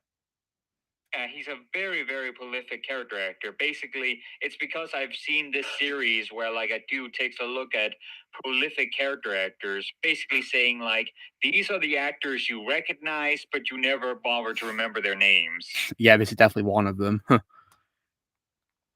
He was in a Rob Zombie movie. Which one was this? Which one was he in, Daniel? 3 from Hell. Oh, God, not that movie. That was garbage. Hated that movie. He was also in, seems like him and Kevin Bacon worked on something called End of the Line. Never seen it, don't know what it is, but apparently never heard of it. When it comes, he's also worked on Night Shift with Michael Keaton and Henry Winkler, and he worked on something called Gung Ho with Michael Keaton, and he's also worked on with Tom Cruise and Nicole Kidman in Far and Away. Oh, and he was actually in Backdraft. Oh yeah. When it comes to Ron Howard, guys, my top 3 films by him are things like the Da Vinci Code and also Apollo 13 and Backdraft so far. Yeah, it's no big shock though that he appears in a lot of Ron Howard movies. Well, yeah, he's a brother, so yeah, of course. Yeah, I think the video I saw mentioned that almost every time Ron is making a movie, Clint comes over and is allowed to look through the script to look for potential characters that he feel like he could play. And apparently, he picked the role in Apollo 13 because he was like, I could play this character. I have one of those faces. Yeah. Hey, Luke, I have a question for you. Yeah, go ahead, Daniel. What is worse, Little Nicky or 3 from Hell? Little Nicky for me. Well, unfortunately, Clint Howard is in Little Nicky. Oh, God. Yeah, I think he's basically one of those actors where, like, he tries to look on the bright side of every project, I think. Well, it's good to always look on the bright side, guys. I also feel like he's one of those guys who's, like, very self-aware of how he looks and knows how to use that to his advantage to get roles. Because I feel like when you're a character actor, it's kind of important to be self-aware of your looks and know how to use that to your advantage. Because keep in mind, the more unusual you look, the more memorable you look and the more you stand out. Yes, of course. And when it comes to Ron Howard, though, guys, there is a film that he's done that I will definitely give a watch, mainly because it's written by George Lucas. That's going to be Willow. I'll be watching that one day. I love that movie. I'll be watching it as well, for Val Kilmer as well, and for Warwick Davis as well. But guys, I am not watching a Disney Plus show. Yeah, I refuse to watch the. Because from what I've read, guys, apparently it goes woke. And also, guys, what's worse is, Warwick's character, Willow, apparently Warwick based his performance on Luke Skywalker from The Last Jedi. That is a red flag right there. Character assassination, right there. It's not a good idea to base performance on Last Jedi Luke at all.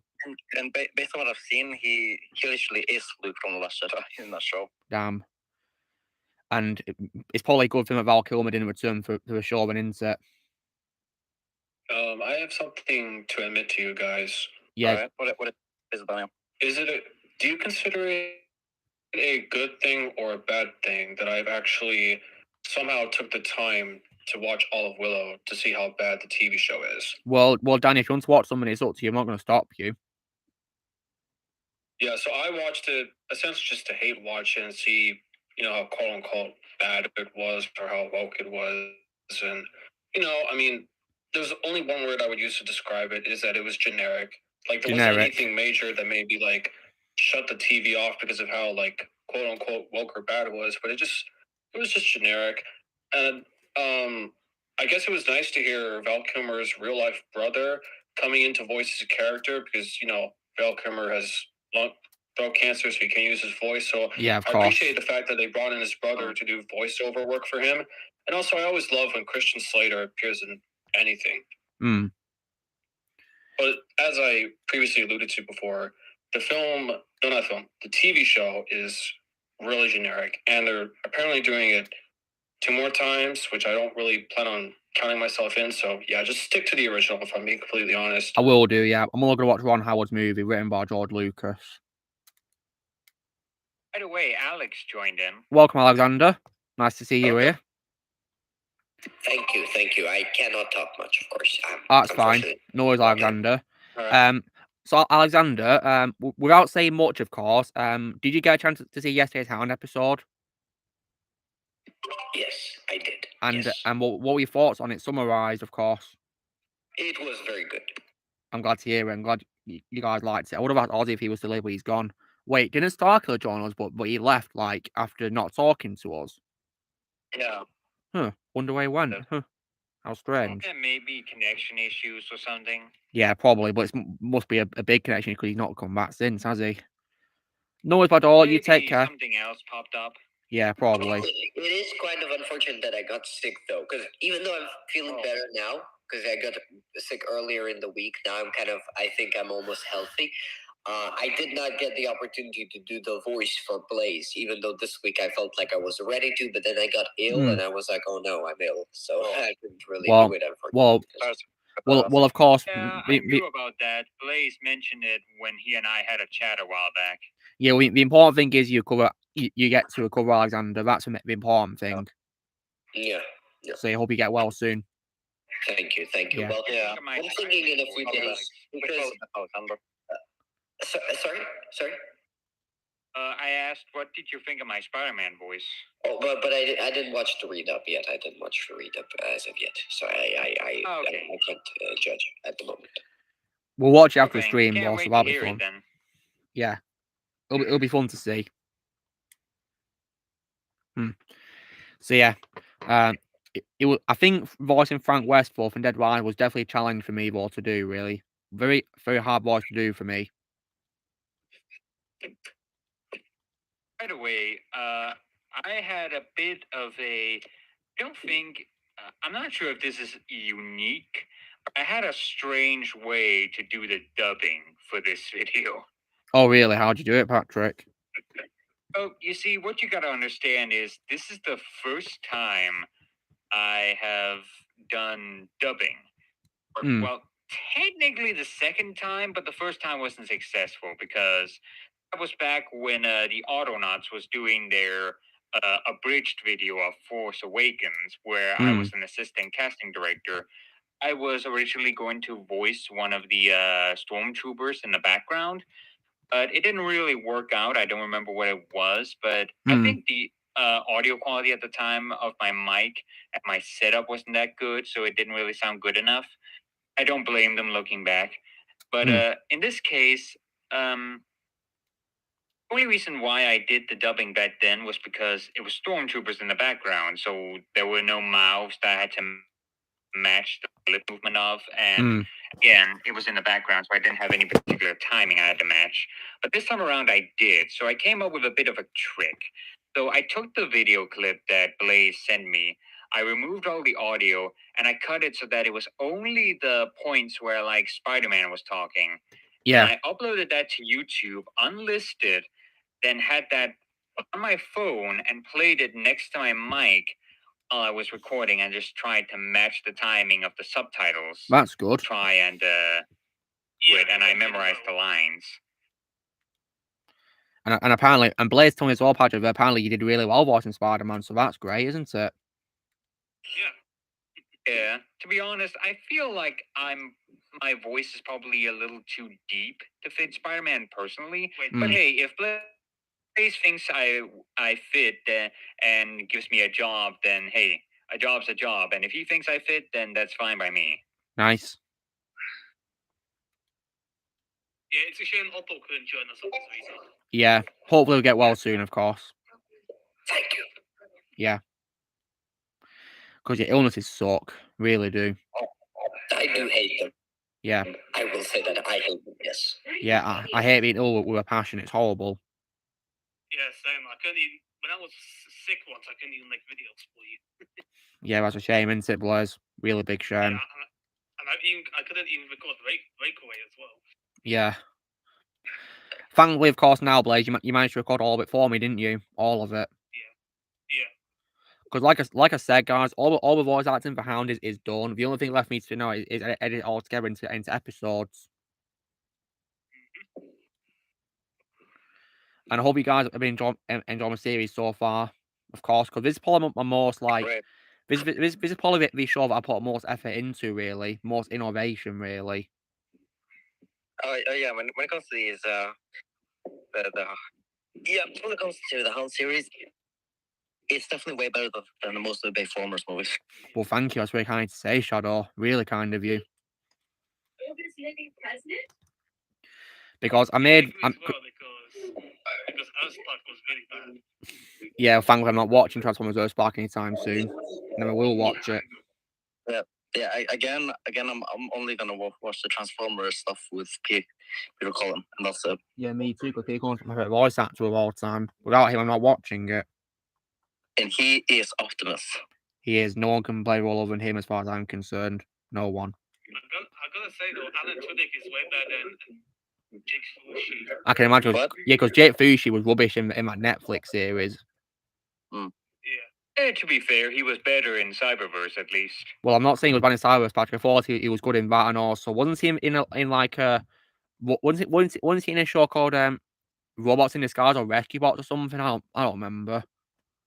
Oh yeah, Rescue Bots Academy. Yeah, but then didn't he get replaced by someone called Hero or something? Yeah, for some weird reason, some unknown actor named Hero. Yes, I think you pronounce it. Yeah. Voiced him in the first episode, but then it was Fushi in the rest of the show, so no idea what happened there. Yeah, I wonder why they got one actor in, but then decided to recast him with Jake in the next episodes. Yo, Shadow, check no live chat. Yeah. Winnie the Pooh, Blood and Honey director is being targeted with death threats. Oof, wow. Well, he shouldn't have ruined Winnie the Pooh then. He or she is. But yeah, there's no one going to be watching this Winnie the Pooh movie at all. Screw it. Yeah, screw this crap all the way. I don't know why it got made in the first place. Like, how dare it return with... And how the hell is it getting a sequel? I really don't know, but I'm not going to watch any of this at all. Screw it. Honestly, I'm sick and tired of people getting death threats. I don't think anything really justifies it. Death threats are just, childish, really, and ridiculous, aren't they? Yeah. Yeah, me personally, nothing justifies them. Yeah, I mean, especially for Laura Bailey, for just playing a character in the hated game. Yeah, it's very unfortunate because she cosplays Abby in The Last of Us Part 2, who's a villain that fans, of course, despised. But unfortunately, she got lots of death threats on Twitter. I feel bad for Laura. Didn't deserve it at all. She was just voicing a character, for God's sake. Yeah, it's not her fault at all that the character's unlikable or at all. It's not her fault in the slightest. If anything, we should blame Neil Druckmann. Yes, of course, because he destroyed the franchise with that awful second game, and Jay, of course, criticised the show when he came on earlier. Because in case you're wondering, Dan, Jay was on the show earlier? he was, yeah. He was on, he was on it for the first half hour of it, Daniel, yeah, and he criticised The Last of Us show. Oh, I didn't know that. That's cool. Yes, if you want to check it out later, Daniel, he's in the first half hour stream.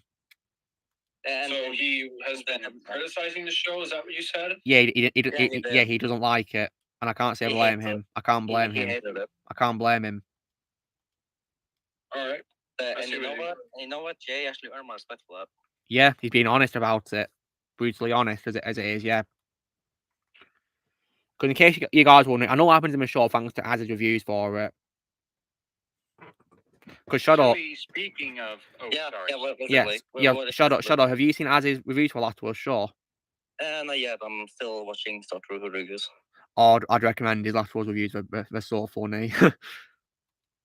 Patrick, just out of curiosity, would you recommend me to watch Kagigarus one day, the YouTuber? Oh yeah, I would definitely recommend him. He's pretty damn funny, and like I said in the previous stream, just like you, he's British. Yeah, you said it on episode 98, yes. Yeah. Yeah. So, by the way, speaking of criticizing shows, yes. I feel like I heard a while back that Grey Delisle has been criticizing the Velma show. She didn't. Yeah, she has earned my respect for that. Yeah, she said she said Daphne's character is of Jeepers when she tweeted about it. Yeah, and from what I've been hearing of the show, I don't think I can really blame her. Yeah, the show is absolute trash beyond all belief. Horrible. I mean, ask Ozzy. He has actually. He's not here, sadly, but yeah, ask him when he comes back.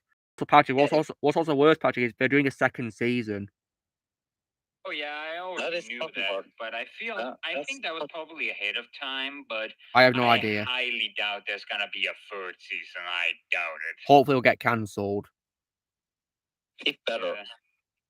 But then again, though, it's Hollywood. They're gonna give this show as much season as possible. They just don't care about fans, and they ruin great franchises. And this is unfortunately among lots of franchises that have been ruined by Hollywood.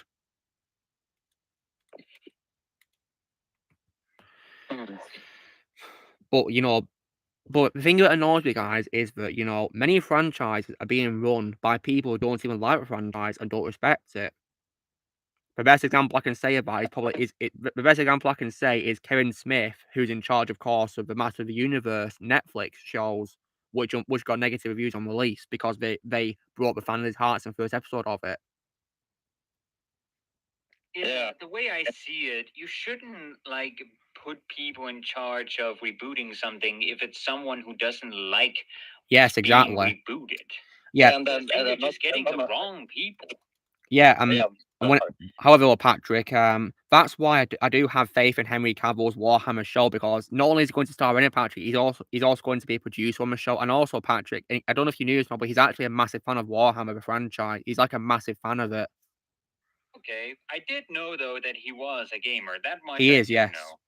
I mean, Patrick, you should get people who know what they're doing. Like, for example, yes, of course. I can't stand what was it? Power Rangers. I find it cheesy, corny. So I'm not interested in Power Rangers. It would be an awful idea to put me in charge of doing a reboot because I wouldn't understand what made it great in the first place. Yeah, same thing goes for me. Yeah, same goes for me because I'm not a fan of. I just haven't got time to be interested in it, guys. To be honest.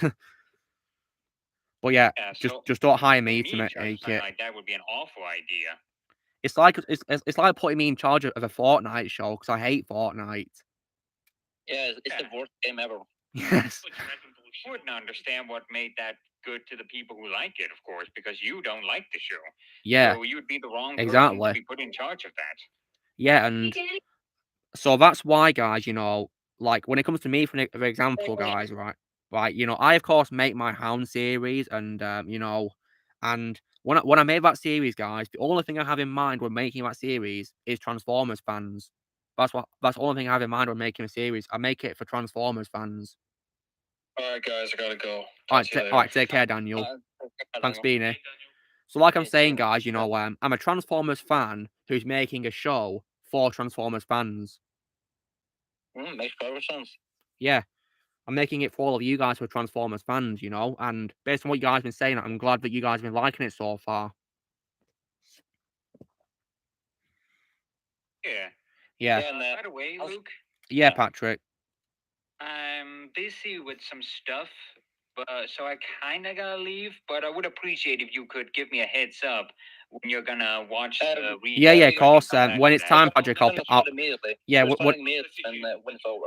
Yeah, when it's over, Patrick, we'll let you know. Yeah, we'll all let you know when it's time. Yeah. Yeah, just send me like a private DM on Discord. Yeah, of course. We'll watch it in 40 minutes. Yeah, we'll let you know about it. Over. Yeah, I'll let you know, Patrick. Good thing. See you guys.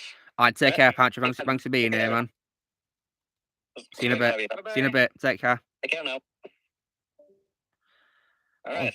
All right. So, see, like I'm saying, guys, I'm a fan who makes something for fans. That's how it works for me. And also, look, in my opinion, your Hound show is what the Bayformers movie should have done. Well, you're very kind, Shadow. Really kind. I mean, one thing that I wanted to do in the show, which Bayformers films did horribly wrong, was actually have likable characters for one thing. Yes. Because one thing that annoyed me about the Bayformers films was how the human characters were so annoying in most of them, pretty much. And it just focus on them instead of the actual Transformers. But as you may have noticed, Shadow, this series barely features humans, does it? Barely. It doesn't. I've barely heard a single human in that show. I mean, obviously in episode 7, called First Assignment, of course, Alexander has a camera appearance as a soldier, which is pretty cool. That's great. Yeah, and also as well, guys, you may be aware that there's 2 annoying characters in Ranger Fallen called Skids and Mudflap who I hated, but in this show, though, they do appear for like brief roles, and Blaze is voicing them for me, and he's frankly made them more likable in my opinion. Yeah. Because thankfully, guys, unlike, of course, the movie, they're not racist either, thankfully. They're not racist or making horrible jokes. Yeah, that's the best part. Yeah. They're not racist in this. Because in case you guys wondering, they do appear in the next episode coming out on Friday, and they basically tell Hound's group about that human called Galloway wanting the Autobots to leave Earth, basically. Like in Revenge of Fallen. Do you know what I'm talking about, Shadow? Do you know what I'm talking about? You know, Galloway. Yeah, I think so. He's that guy. He's that guy who looks like Coulson but with glasses. Who tells Autobots to leave. Yeah. So basically, they tell Hound's group about him wanting the Autobots to leave, and Hound's group is not happy about it.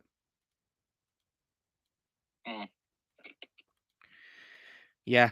And what's cool is, because Blaze voices, of course, Brave came in the same episode of the Skids and Mudflap, it means he's voicing 3 characters, guys. Yeah, 3 Blazes. 3 Blazes, huh? Imagine that. Yeah. Hey, Mudflap, how about we found Shadow in your trunk? It's not a bad impression you did back there, Blaze. Yeah. Yeah, thank goodness Kevin Smith didn't do a Transformers show. That'll be an absolute disgrace indeed. He probably ruined it. Then again, though, guys, would I be surprised if he was a secret producer of the Earthspark show? Yeah, I'm sure that if Kevin Smith was in charge of a Transformers show, he would kill Optimus Prime immediately. I think he would, yeah, no doubt. Probably make Megatron too. Because I'm pretty sure in the first... Because Shadow, you can confirm that in the first episode of his He-Man show, doesn't he kill He-Man and Skeletor in the first episode? It doesn't really exactly kill them, but he wastes them. For God's sake, why would you do that to him? And apparently, Shadow, I read on some of that. Apparently, their screen time in the show is only what's in the trailer for it. The scenes in the trailer are what all we get in the show. What a waste of them. When it comes to He-Man, though, guys, I'm only going to watch the original show and any other good shows too. Yeah, I'll be checking out the 2000s remake. of He-Man. There's also a 3D show on Netflix as well, guys, which I'll definitely be watching too, which heard are better reviews. And I'm also mainly watching it because it has Kevin Conroy's last TV role of all time, which is Hordak, the character in the show Hordak. Well, I'll definitely watch that for Kevin. Yeah. In case you guys are wondering, I've only seen a clip from this Revelation show where he voices a character called Mere Man. And that's all I'm ever going to watch about the show, nothing else. Luke, according to our star, Stephen Chappell Jr. did one episode. Who's that supposed to be, Blaze? I don't know who that is. The guy who's making Rise of the Beast. Oh, really? Wow. Huh. But yeah, then again, though, with Kevin Smith, Kevin Smith's He-Man show, the only thing I liked in it was the animation, and also I can imagine because animation these days is good sometimes. Yeah, the animation was actually really good. Yeah, I can imagine. And that's why I give his show a 1 out of 10. Yeah, that's for all of the redeeming qualities, it's Shadow. Only thing. But I guess now Kevin Conroy is another good thing. Yeah, I mean, did you hear his character when you watched the show, Shadow? No, I watched the first episode, and that was it. And he wasn't in it, was he? I don't think so. Hang on. Yeah, because in case you guys wondering, he voiced the character was basically discounts Aquaman and Kit Fisto with the voice of Batman, basically. That's how I can describe him. He's just Kit Fisto and Aquaman with the voice of Batman.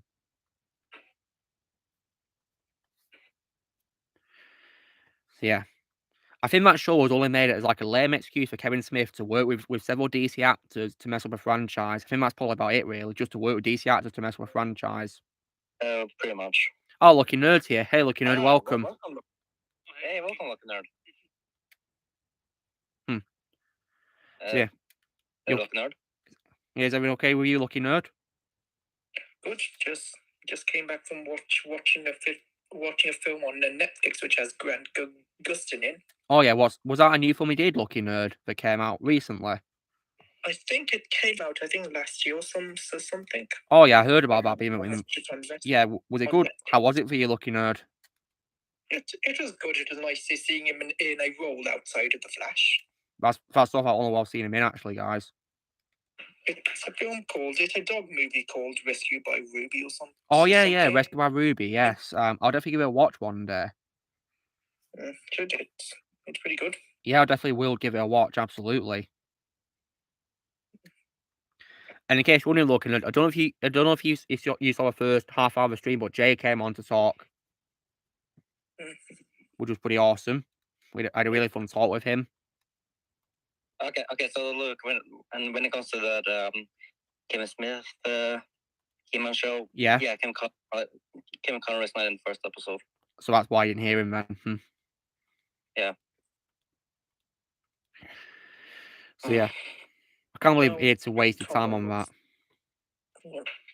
Kevin Conroy was in the other He-Man towards the end of that CGI series on Netflix. He was, as a character called Hordak. Yeah, but I think that's his final TV role, I believe. His final ever TV role. Yep, for what it's worth, at least it doesn't sound like Batman from the clip I heard. But yeah, it's a more unique voice, thankfully. Yep, though with the character with another season coming out and with him passing away, it's going to be really sad that he wouldn't have much time in the role. I mean, I don't know if he recorded any dialogue before he died. I have no idea. If not, they might recast the character. Who knows? Mm-hmm. Yeah. Oh yeah, I'm sure you guys were wondering what my second favorite role of his is after Batman, and that's going to be Hush for me. My second favorite role of Kevin Conroy is Hush. Oh yeah, Hush. Yeah, because he's as well as voicing Batman, he proves to be a great voice actor of other characters as well as Batman. If you guys have seen the Batman 2004 animated show, he also voiced Dick Grayson's dad in a show called John Grayson in a flashback episode. Yeah, and it's very iconic. Yeah, it is. Yeah, and how his parents' murder is actually voiced by the Joker. So basically, Mark Hamill. Kills the Batman. Yeah, Mark Hamill, of course, voices Tony Zuko in that same episode, which is amazing. And I think him in Brave and the Bold show, as well as of course voicing the Zertanar version of Batman, He also other guest roles in that show, which was pretty awesome. Other guest roles. Well, in Brave and the Bold, Kevin Conroy and Mark Hamill voiced Phantom Stranger and Spectre in Yes, we did. We did, yes. Episode. Yeah. And I do also remember as well that Thomas Wayne was also Adam West, I believe, in that show as well. Yep. Yeah, rest in peace, Adam West, as well. The legend he is. Yeah. And if I remember correctly, I think Zachary Gordon, the actor who played Greg Heffley, was Bruce Wayne. Yep, as a kid to be exact. Yeah, he did great. I think it's probably my favourite was Zachary Gordon so far, I think. Yep, actually. In fact, Kevin Conroy even voiced Batman's the burglar who killed Batman's parents once. Oh yeah, Joe Chill. Yep. Oh wow. Could probably send you in the Unlimited series in a hallucination. Yeah. Send you a sound clip if I can find it. Optimus Gets Drunk by Johnny Flash. Well, I love Johnny Flash's videos, Joseph, but I don't remember if I read to that one or not. Maybe, I don't know. I can probably look it up for you. Yeah, I don't think Johnny Flash has actually uploaded much content in a while, guys. I mean, I can understand. Yeah, because unfortunately, guys, in 2020, they shut down the service for Cybertron, sadly. So you can't do multiplayer recording or multiplayer, sadly, because the servers are down. I mean, he can do videos where there's only one character appearing though still, so he can do Q&As with characters though. So there's that.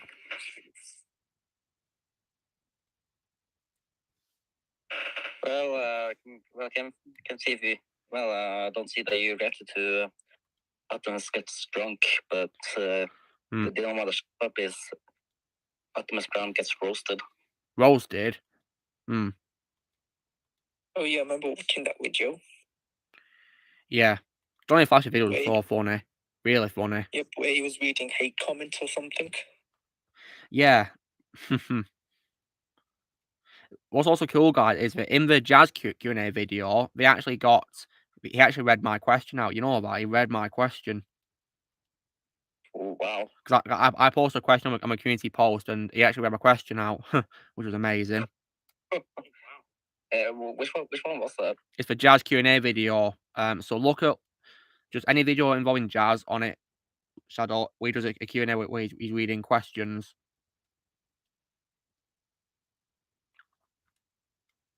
Jazz Q&A. Yeah, it's pretty awesome that he did that. I mean, so is it in any Q&A or? He only did one Q&A with Jazz. Okay. Right, so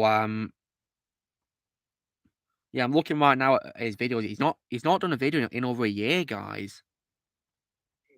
Which sucks.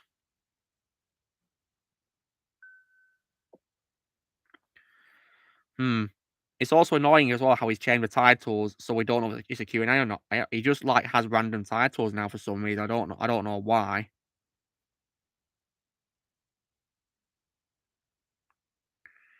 Prank call Bummy's favorite human. Oh, where is it now? I'm trying to find. Oh, Jazz answered your questions. Here it is. All right. Okay, that's what it's called. I'll watch that one. I'll watch that one tomorrow. His last great video was Megatron Gets Smashed. Yeah, that's the last one. Yeah, if you want to watch it, Shadow, the video's literally called Jazz Answer Your Questions, and the timestamp is 8:36. That's the timestamp for you, 8:36. 8:36, all right. Yeah, and I, of course, post my reaction, which you can find in my Johnny Flash playlist.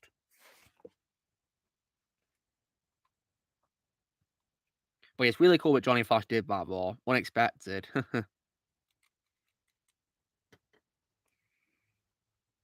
was a surprise to be sure, but oh, come on. Yes, of course. Big surprise.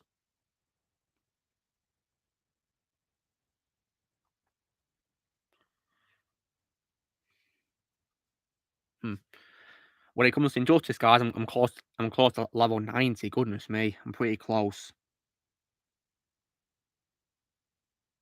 And I'm not going to stop. Yeah, after I've played this game, guys, got level 100, I'll be grinding on Mortal Kombat 9, getting trophies on that. But I'll only be playing game evenings, well, because during the day I might play Assassin's Creed Unity during the day on Xbox One.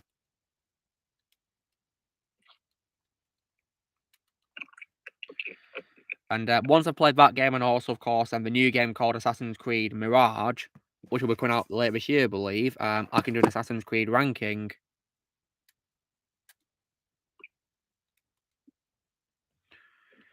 Yeah, it's true, Joseph. Kevin Smith had a camera appearance in Superman Doomsday, but yeah, after what he did, I have nothing kind to say about Kevin Smith now. Screw him. But thankfully, his scene was very small in that film. From Yeah. what I remember, it's been it's only a cameo looking nerd. That's why. Yeah. Yeah, but they shouldn't have appeared at all. Yeah. From what I remember, he was in that in one of the Teen Titans movie. I think it was called the Judas Contract. Oh God, Teen why was he Titans. in that? I think it was on the. Let me check. He voiced himself again. It was towards the end of the film. I've seen the movie, but yeah, I thought it was good. Wait, is it that one with Deathstroke in Shadow? Yeah, it is. Yeah, isn't that also, when was that film released? Was it 2017? Yep, it was 2017, and it was, I think, Miguel Ferris. Yeah, because that's what I'm thinking of. Yeah, I'm pretty sure it's his final film, guys, with voice Deathstroke. Yeah. Yeah, rest in peace, Miguel. Great voice actor, actually. But Miguel definitely went out with a bang. Yeah, definitely much better performance compared to Rio 2 for sure. Because I hated Rio 2.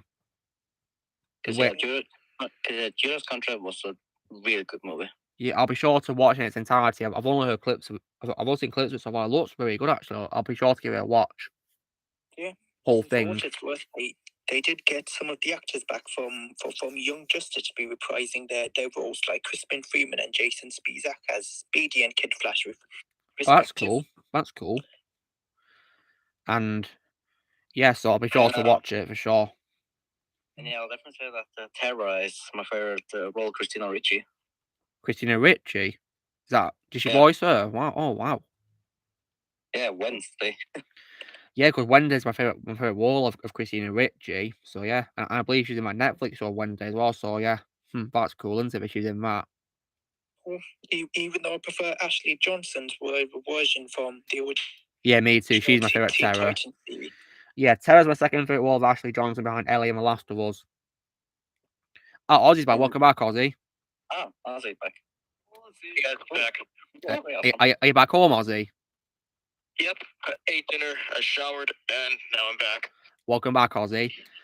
So Ozzy, so when it comes to, we're just talking now about, DC and stuff like that, and so yeah, which is pretty cool. Just in case you're wondering, and after the stream we'll be watching the new redub, which Patrick is in a Spider-Man. Oh, nice. Yeah, Patrick says he'll join us again. Yeah, he'll join us for it, which will be fun, won't it? Yeah, a lot of fun. And Ozzy, were you in this redub? I was not. Oh, never mind. Because I thought you were great. You were great as Rocket. He's in the next one, though. You were amazing as Rocket. Oh, thanks. Yeah. I think everyone's back in the next one. Even Lucky's back in the next one. Oh, nice. Yeah, I wasn't in though either, since none of my characters were there. So. Yeah, what a shame. The next one, thankfully. I didn't even hear what Blaze just said. Yeah, can you repeat what you said to Lucky, Blaze? Oh yeah, in the next week, Lucky's thankfully in it. Oh, nice. That's good. Pretty cool. All the teams also in it. Yeah. Oh, and as well, Ozzy, do you plan to play more God of War 3 in the future to finish it? Yeah, I do after I do the first two. I'd recommend God of War 3 strongly. It's just an absolute masterpiece. Take your word on it. Yeah. And yeah, me too. Yeah. And haven't you got a 2018 game as well, Ozzy? I have it. Have you played it yet, or are you going to play it once you've finished God of War 3? Played some of it. And how is it so far for you? Pretty good. Oh, nice. I must say. Shadow. With Lucky Nerd left us, whoops. Yeah. So looks like you're back in the next read-up as Ghost Rider and Dormammu. Ooh. Well, Shadow, looks like you've come. Looks like someone's.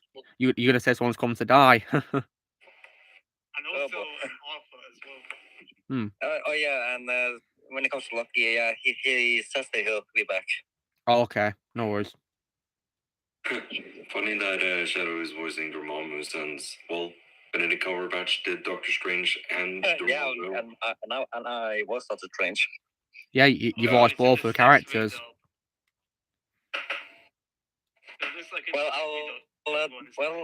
Well, again, I'm gonna voice. I'm gonna base my Dormammu voice on Benedict. Nice. And Blaze, he going to add effects to a Dormammu voice as well. Yeah. Nice one. Oh yeah, Ozzy. I meant to ask you before you left. Did you give a chance to check out the Hound episode from yesterday? I wasn't able to. Oh, okay. Because people have been praising it a lot, which has made me very happy. Well, the Hound series is pretty good in general. Thank you, Ozzy. Makes me very kind to hear you praise it. Yeah, the voice acting is the most impressive part about the Hound series, along with the connections to the Bayformers. Yeah, which... Yeah, so what are you saying, Shadow? Ozzy, would you say that the Luke's Hound series is better than Bayformers? Yes. Well, thank you, Ozzy. It makes me very happy. And when it comes to voice acting, Ozzy, what makes you impressed about it? Probably the effects that you put into in some of the characters, and how you also get like Blaze or Alex to do voices too. Yeah, I even got Sharon to voice the biker twin as well at one point. Yeah, I saw that episode too. Yeah, I hope you like that one. And plus, what do you think of Blaze's breakaway, Ozzy, so far? Sometimes I can't even recognize that's him. Do you think it's a good effect that he used? Because he did the effect himself for it. Yeah, the effects he did were pretty good. And Ozzy, Ozzy also, so Ozzy, how do you also react to a connection to Bayformers as well in the series? I'm just like, oh, I see what he did there. Like, was any of it you picked up on immediately when you heard them? Like, which ones did you recognize pretty well? The California one. With the connection to Revenge of the Fallen. Yeah. You'll see more of it in the next episode after this one that you're about to watch, of course. Oh, nice. Yeah. Yeah, if you're wondering where I was at the same school I was at last weekend. Oh, wow. Nice. Were you busy, Ozzy? Yep. Heavy lifting a lot. Oh, heavy lifting. Wow. At least I'm advised at least you have lots of exercise to do doing that. Lots of exercise. Yep.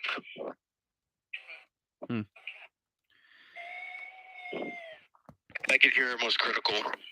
Most critical? Are you Luke? What, Blaze? Are you Luke? What? Did you hear of the secret ending in the Dead Space remake?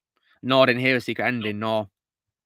Yeah, if you wear the infected suit, you know what happens, right? Oh, yeah, is that where you told me about the missing head? Yeah. Oh, God, that's a secret ending, is it? And there's Ozzy. Hold up a second. I don't know why, but this kind of reminds me of Blaze a little bit. Hold on.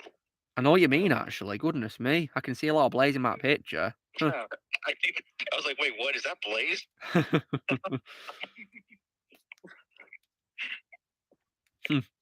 It reminds me of that time when I saw someone who looked like Blaze at my gym once.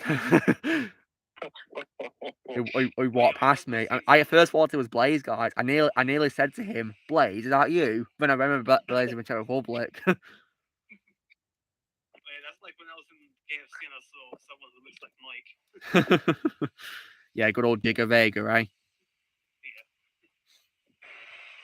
Yeah. I got something funny to show you. What is it? It's a deep plate. Oh, God. Of who? Oh, you'll see. Looks like I got 16 minutes after stream. It's been really fun so far. I've been really fast for. Yeah, I can't believe how fast this been. All right. I let me also look at this. hope you guys enjoyed, my trash talk I posted this week of Blade Trinity. Oh yes. Oh yeah, I saw it. Yeah, I hope you guys enjoyed it. I did. Based on what I said, Ozzy, does it make you not want to watch Blade Trinity at all? Yeah, I don't want to since they're gonna do the whole Alien 3 treatment. Yeah. And Shadow, would you say that my rant was entertaining of a movie? Yeah, I was just about to say that actually. Well, thank you. And Bamon, did you check out my trash talk at Casino Royale 1967 this week? Yes, I did. And what did you think of it? Well, it was to twist something a certain person did in the review for a certain terrible movie. Let's just reverse it a little bit just to make it a little bit funny. And when I say this,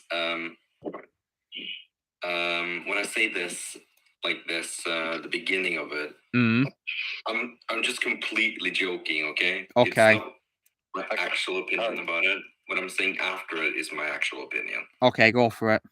Right. It was amazingly terrible. It was so goddamn horrible.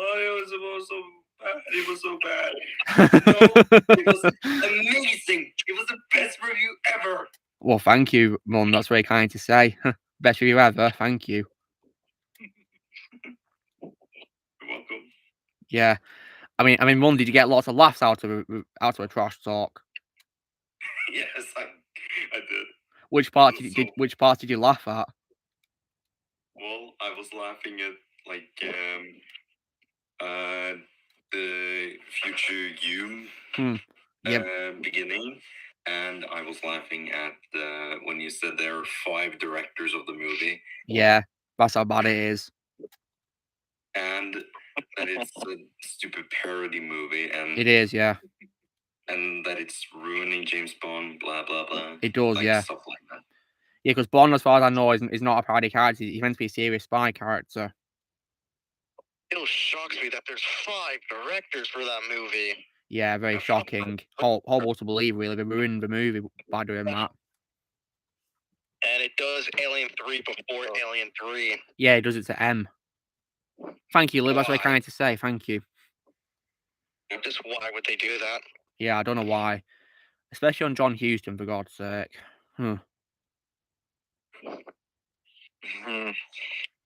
Thankfully, guys, next week's review is going to be more positive because I'll be posting my review for Jurassic Park. Yeah. And of course, on Thursday, guys, I'll be posting my ranking of Halloween as well, which will be fun to do. Oh yes, yeah. And also, guys, yesterday I filmed a video on why, in my opinion, The Punisher deserves a sequel to the 2004 movie. Thomas Jane deserves a sequel. Nice. My opinion is really underrated. I'd recommend it if you guys have not seen it. I'd recommend Punisher 2004. Oh, I'll watch it when I get a chance. I'd recommend it. Shadow, have you seen Punisher 2004? I've only seen a Netflix show. All right, I'd recommend it. It's definitely a great show in my opinion, but Thomas Jane Mulholland is my second favourite Punisher after John Bernthal. My second favourite, because John Bernthal to me is the Punisher.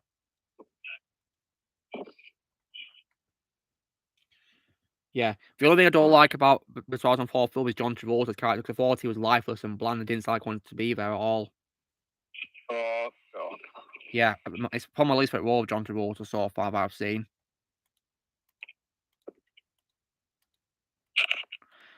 But yeah, the Netflix show, however, can't be taught when it comes to Punisher, though. Still knows they got cancelled. Screw Netflix for that. Yeah, and screw Disney. Can't believe it's a cancel. There's no reason to cancel it at all. Got 12 minutes left. Huh. Yeah, because it was only to promote those shows from Disney. And unfortunately, the show's now done onto D- now, sadly, isn't it? Which is a big shame. Patrick's back. Patrick's back. Nice. Yeah. Patrick, We've got like 20 minutes left. Yeah, 10. It's 11 minutes. It's 11 minutes, guys. Before stream ends, just so you know.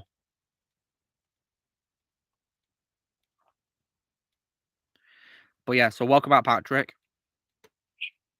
Sure. Yeah, nice to have you back. And as well, guys, I forgot to show as well with Sam. I found another figure of a character, which is a figure of Megatron.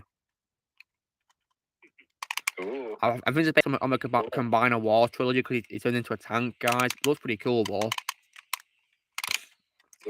Cool indeed. Yeah. I'm pretty sure what he might show he's voiced by Jason Marnocha, guys, not Frank Welker, though. Your still looks nice. Yeah, thank you, Ozzy. That's pretty good. Yeah. That was pretty good.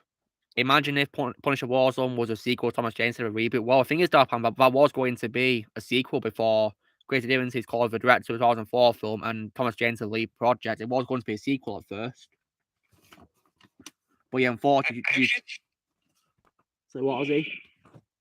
I actually thought Warzone was a sequel. Well, unfortunately, it's just it's a reboot. But Warzone, in my opinion, is like a guilty pleasure movie. To be honest, it's just a guilty pleasure for me. I don't think it's terrible or anything like that. I just think it's a guilty pleasure for me. So yeah, It's kind of like me when it comes to Pixels. Yeah, I've not seen Pixels. I heard about bad reviews for, sadly. Yeah, I think Pixels is funny. Well, I'll be sure to check it out one day, guys. For Adam Sandler and Peter Dinklage. I know they're both in it. I don't know about the rest of the cast for. Well, I'll tell you about one of the cast. Josh Gad is definitely way better in this movie than he is as Olaf. Well, I'll tell you what, for that for sure. Hates Olaf. Yeah, but there is things I do agree with on people that didn't like the movie. Like, there's certain plot holes regarding to video games that I do agree with them on. But you'll notice them when you watch the movie. Yeah, I think it might be on Netflix, guys. So I'll probably give it a watch one day. But so far, my favorite. Overall, I think it's really funny. So far, guys, my favorite Adam Sandler comedy so far is probably Click. For so far. Click is funny. Yeah, Click. Yeah, Click is hilarious, guys, and I think his best film he's done since Click when it comes to comedy is probably Grown Ups, the first one. Grown Ups is my favorite. Yeah, but I do have a hate the sequel though. Yeah, Rob Schneider is not the same. And I take care, Joseph. And also as well, guys, not only is Rob Schneider not in the sequel, but also the sequel is really bad. It's not funny. It's very cringe and disgusting. And the characters are morons as well in the sequel, but bunch of morons. But my favourite war, Adam Sandler's way he's dramatic is probably Uncut Gems. That's my favourite war of all time from Adam, actually. Uncut Gems and Hustle. Yeah, Uncut Gems, in my opinion, is where he gives his best performance of all time I've seen ever. Whereas Hustle's my second favourite role where he's dramatic. Stanley Sugar when he plays in that. And my third favourite example of a dramatic performance by Adam is a film he's in called The Meyerowitz Stories on Netflix. I can't watch that movie someday. Yeah, I'd recommend it. It's got Ben Stiller and Dustin Hoffman in as well. Shadow, they're in it. Did you see the Waterboy movie? In School, Blaze, yeah, vaguely remember it though. I'll probably give that movie a watch as well. I do also love Happy Gilmore as well, guys. The golf movie. Love that movie. Really funny. I thought that movie was funny. Yeah. And also, however, guys, I think Adam Sandler's worst movie I've seen is probably Little Nicky, though. That's probably the worst comedy film I've ever seen in my life. It was beyond trash, in my opinion. My God, I haven't even seen it. There is also a film he's in on Netflix, guys, which I believe is like a parody Western film called The Ridiculous Six. And I'm not going to watch, but I'm not interested. Well, I watched it, so you don't have to. Yeah, Charlotte didn't say it was garbage. It was. Oh God! Thankfully, I'm not gonna see it.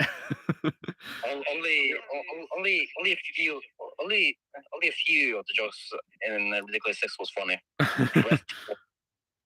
And also when it comes, I think Ridiculous Six might actually also have the worst role I've seen from Nick Nolte. Nick Nolte? Oh no. Yeah, he's just so lifeless and bland that.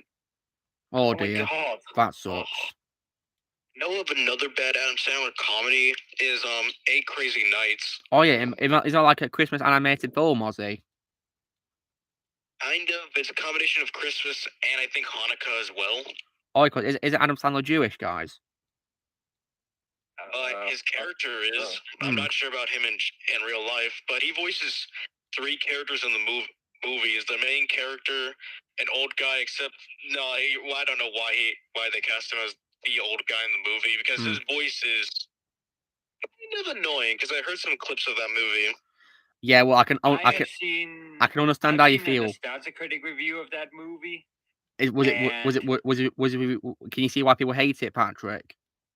Well, let's put it like this. Nostalgia critics said that the animation in the movie was so good it didn't deserve to be a part of this piece of garbage. Oh, wow. For example, he joked at how there's a scene in the movie where there's a bunch of deer that eat crap. Literally. Oh, God. And he said that this beautiful animation is basically being wasted on it. It is a big waste, yeah. Massive waste. That Adam Sandler does. Like, good God, if it's possible for voices to break glass, then I would be shocked if that voice wouldn't do that. Because his old man voice in the movie is god-awful. I can imagine. One of the most annoying voices I've ever heard in my life. Yeah, I was talking about that. Well, the thing is, Patrick, I have heard him do other voices before because he actually was in a comedy film which was panned on release called Jack and Jill. He plays 2 characters and his voice for Jill, because he plays Jack and Jill, is very annoying. So I can definitely understand how you feel about that. I can confirm because I actually saw that movie in theaters. And how was it, Ozzy?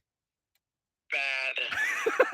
There's only 2 good things about the movie: Al Pacino and Johnny Depp, and that's it. Yeah, just those 2 only good things, guys, and that's it for me.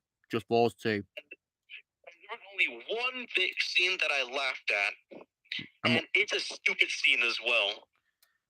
Which is when Jill literally takes a jet ski and jet skis in their pool, and she crashes. Yeah. And yeah, she goes underwater, flies in the air, and crashes.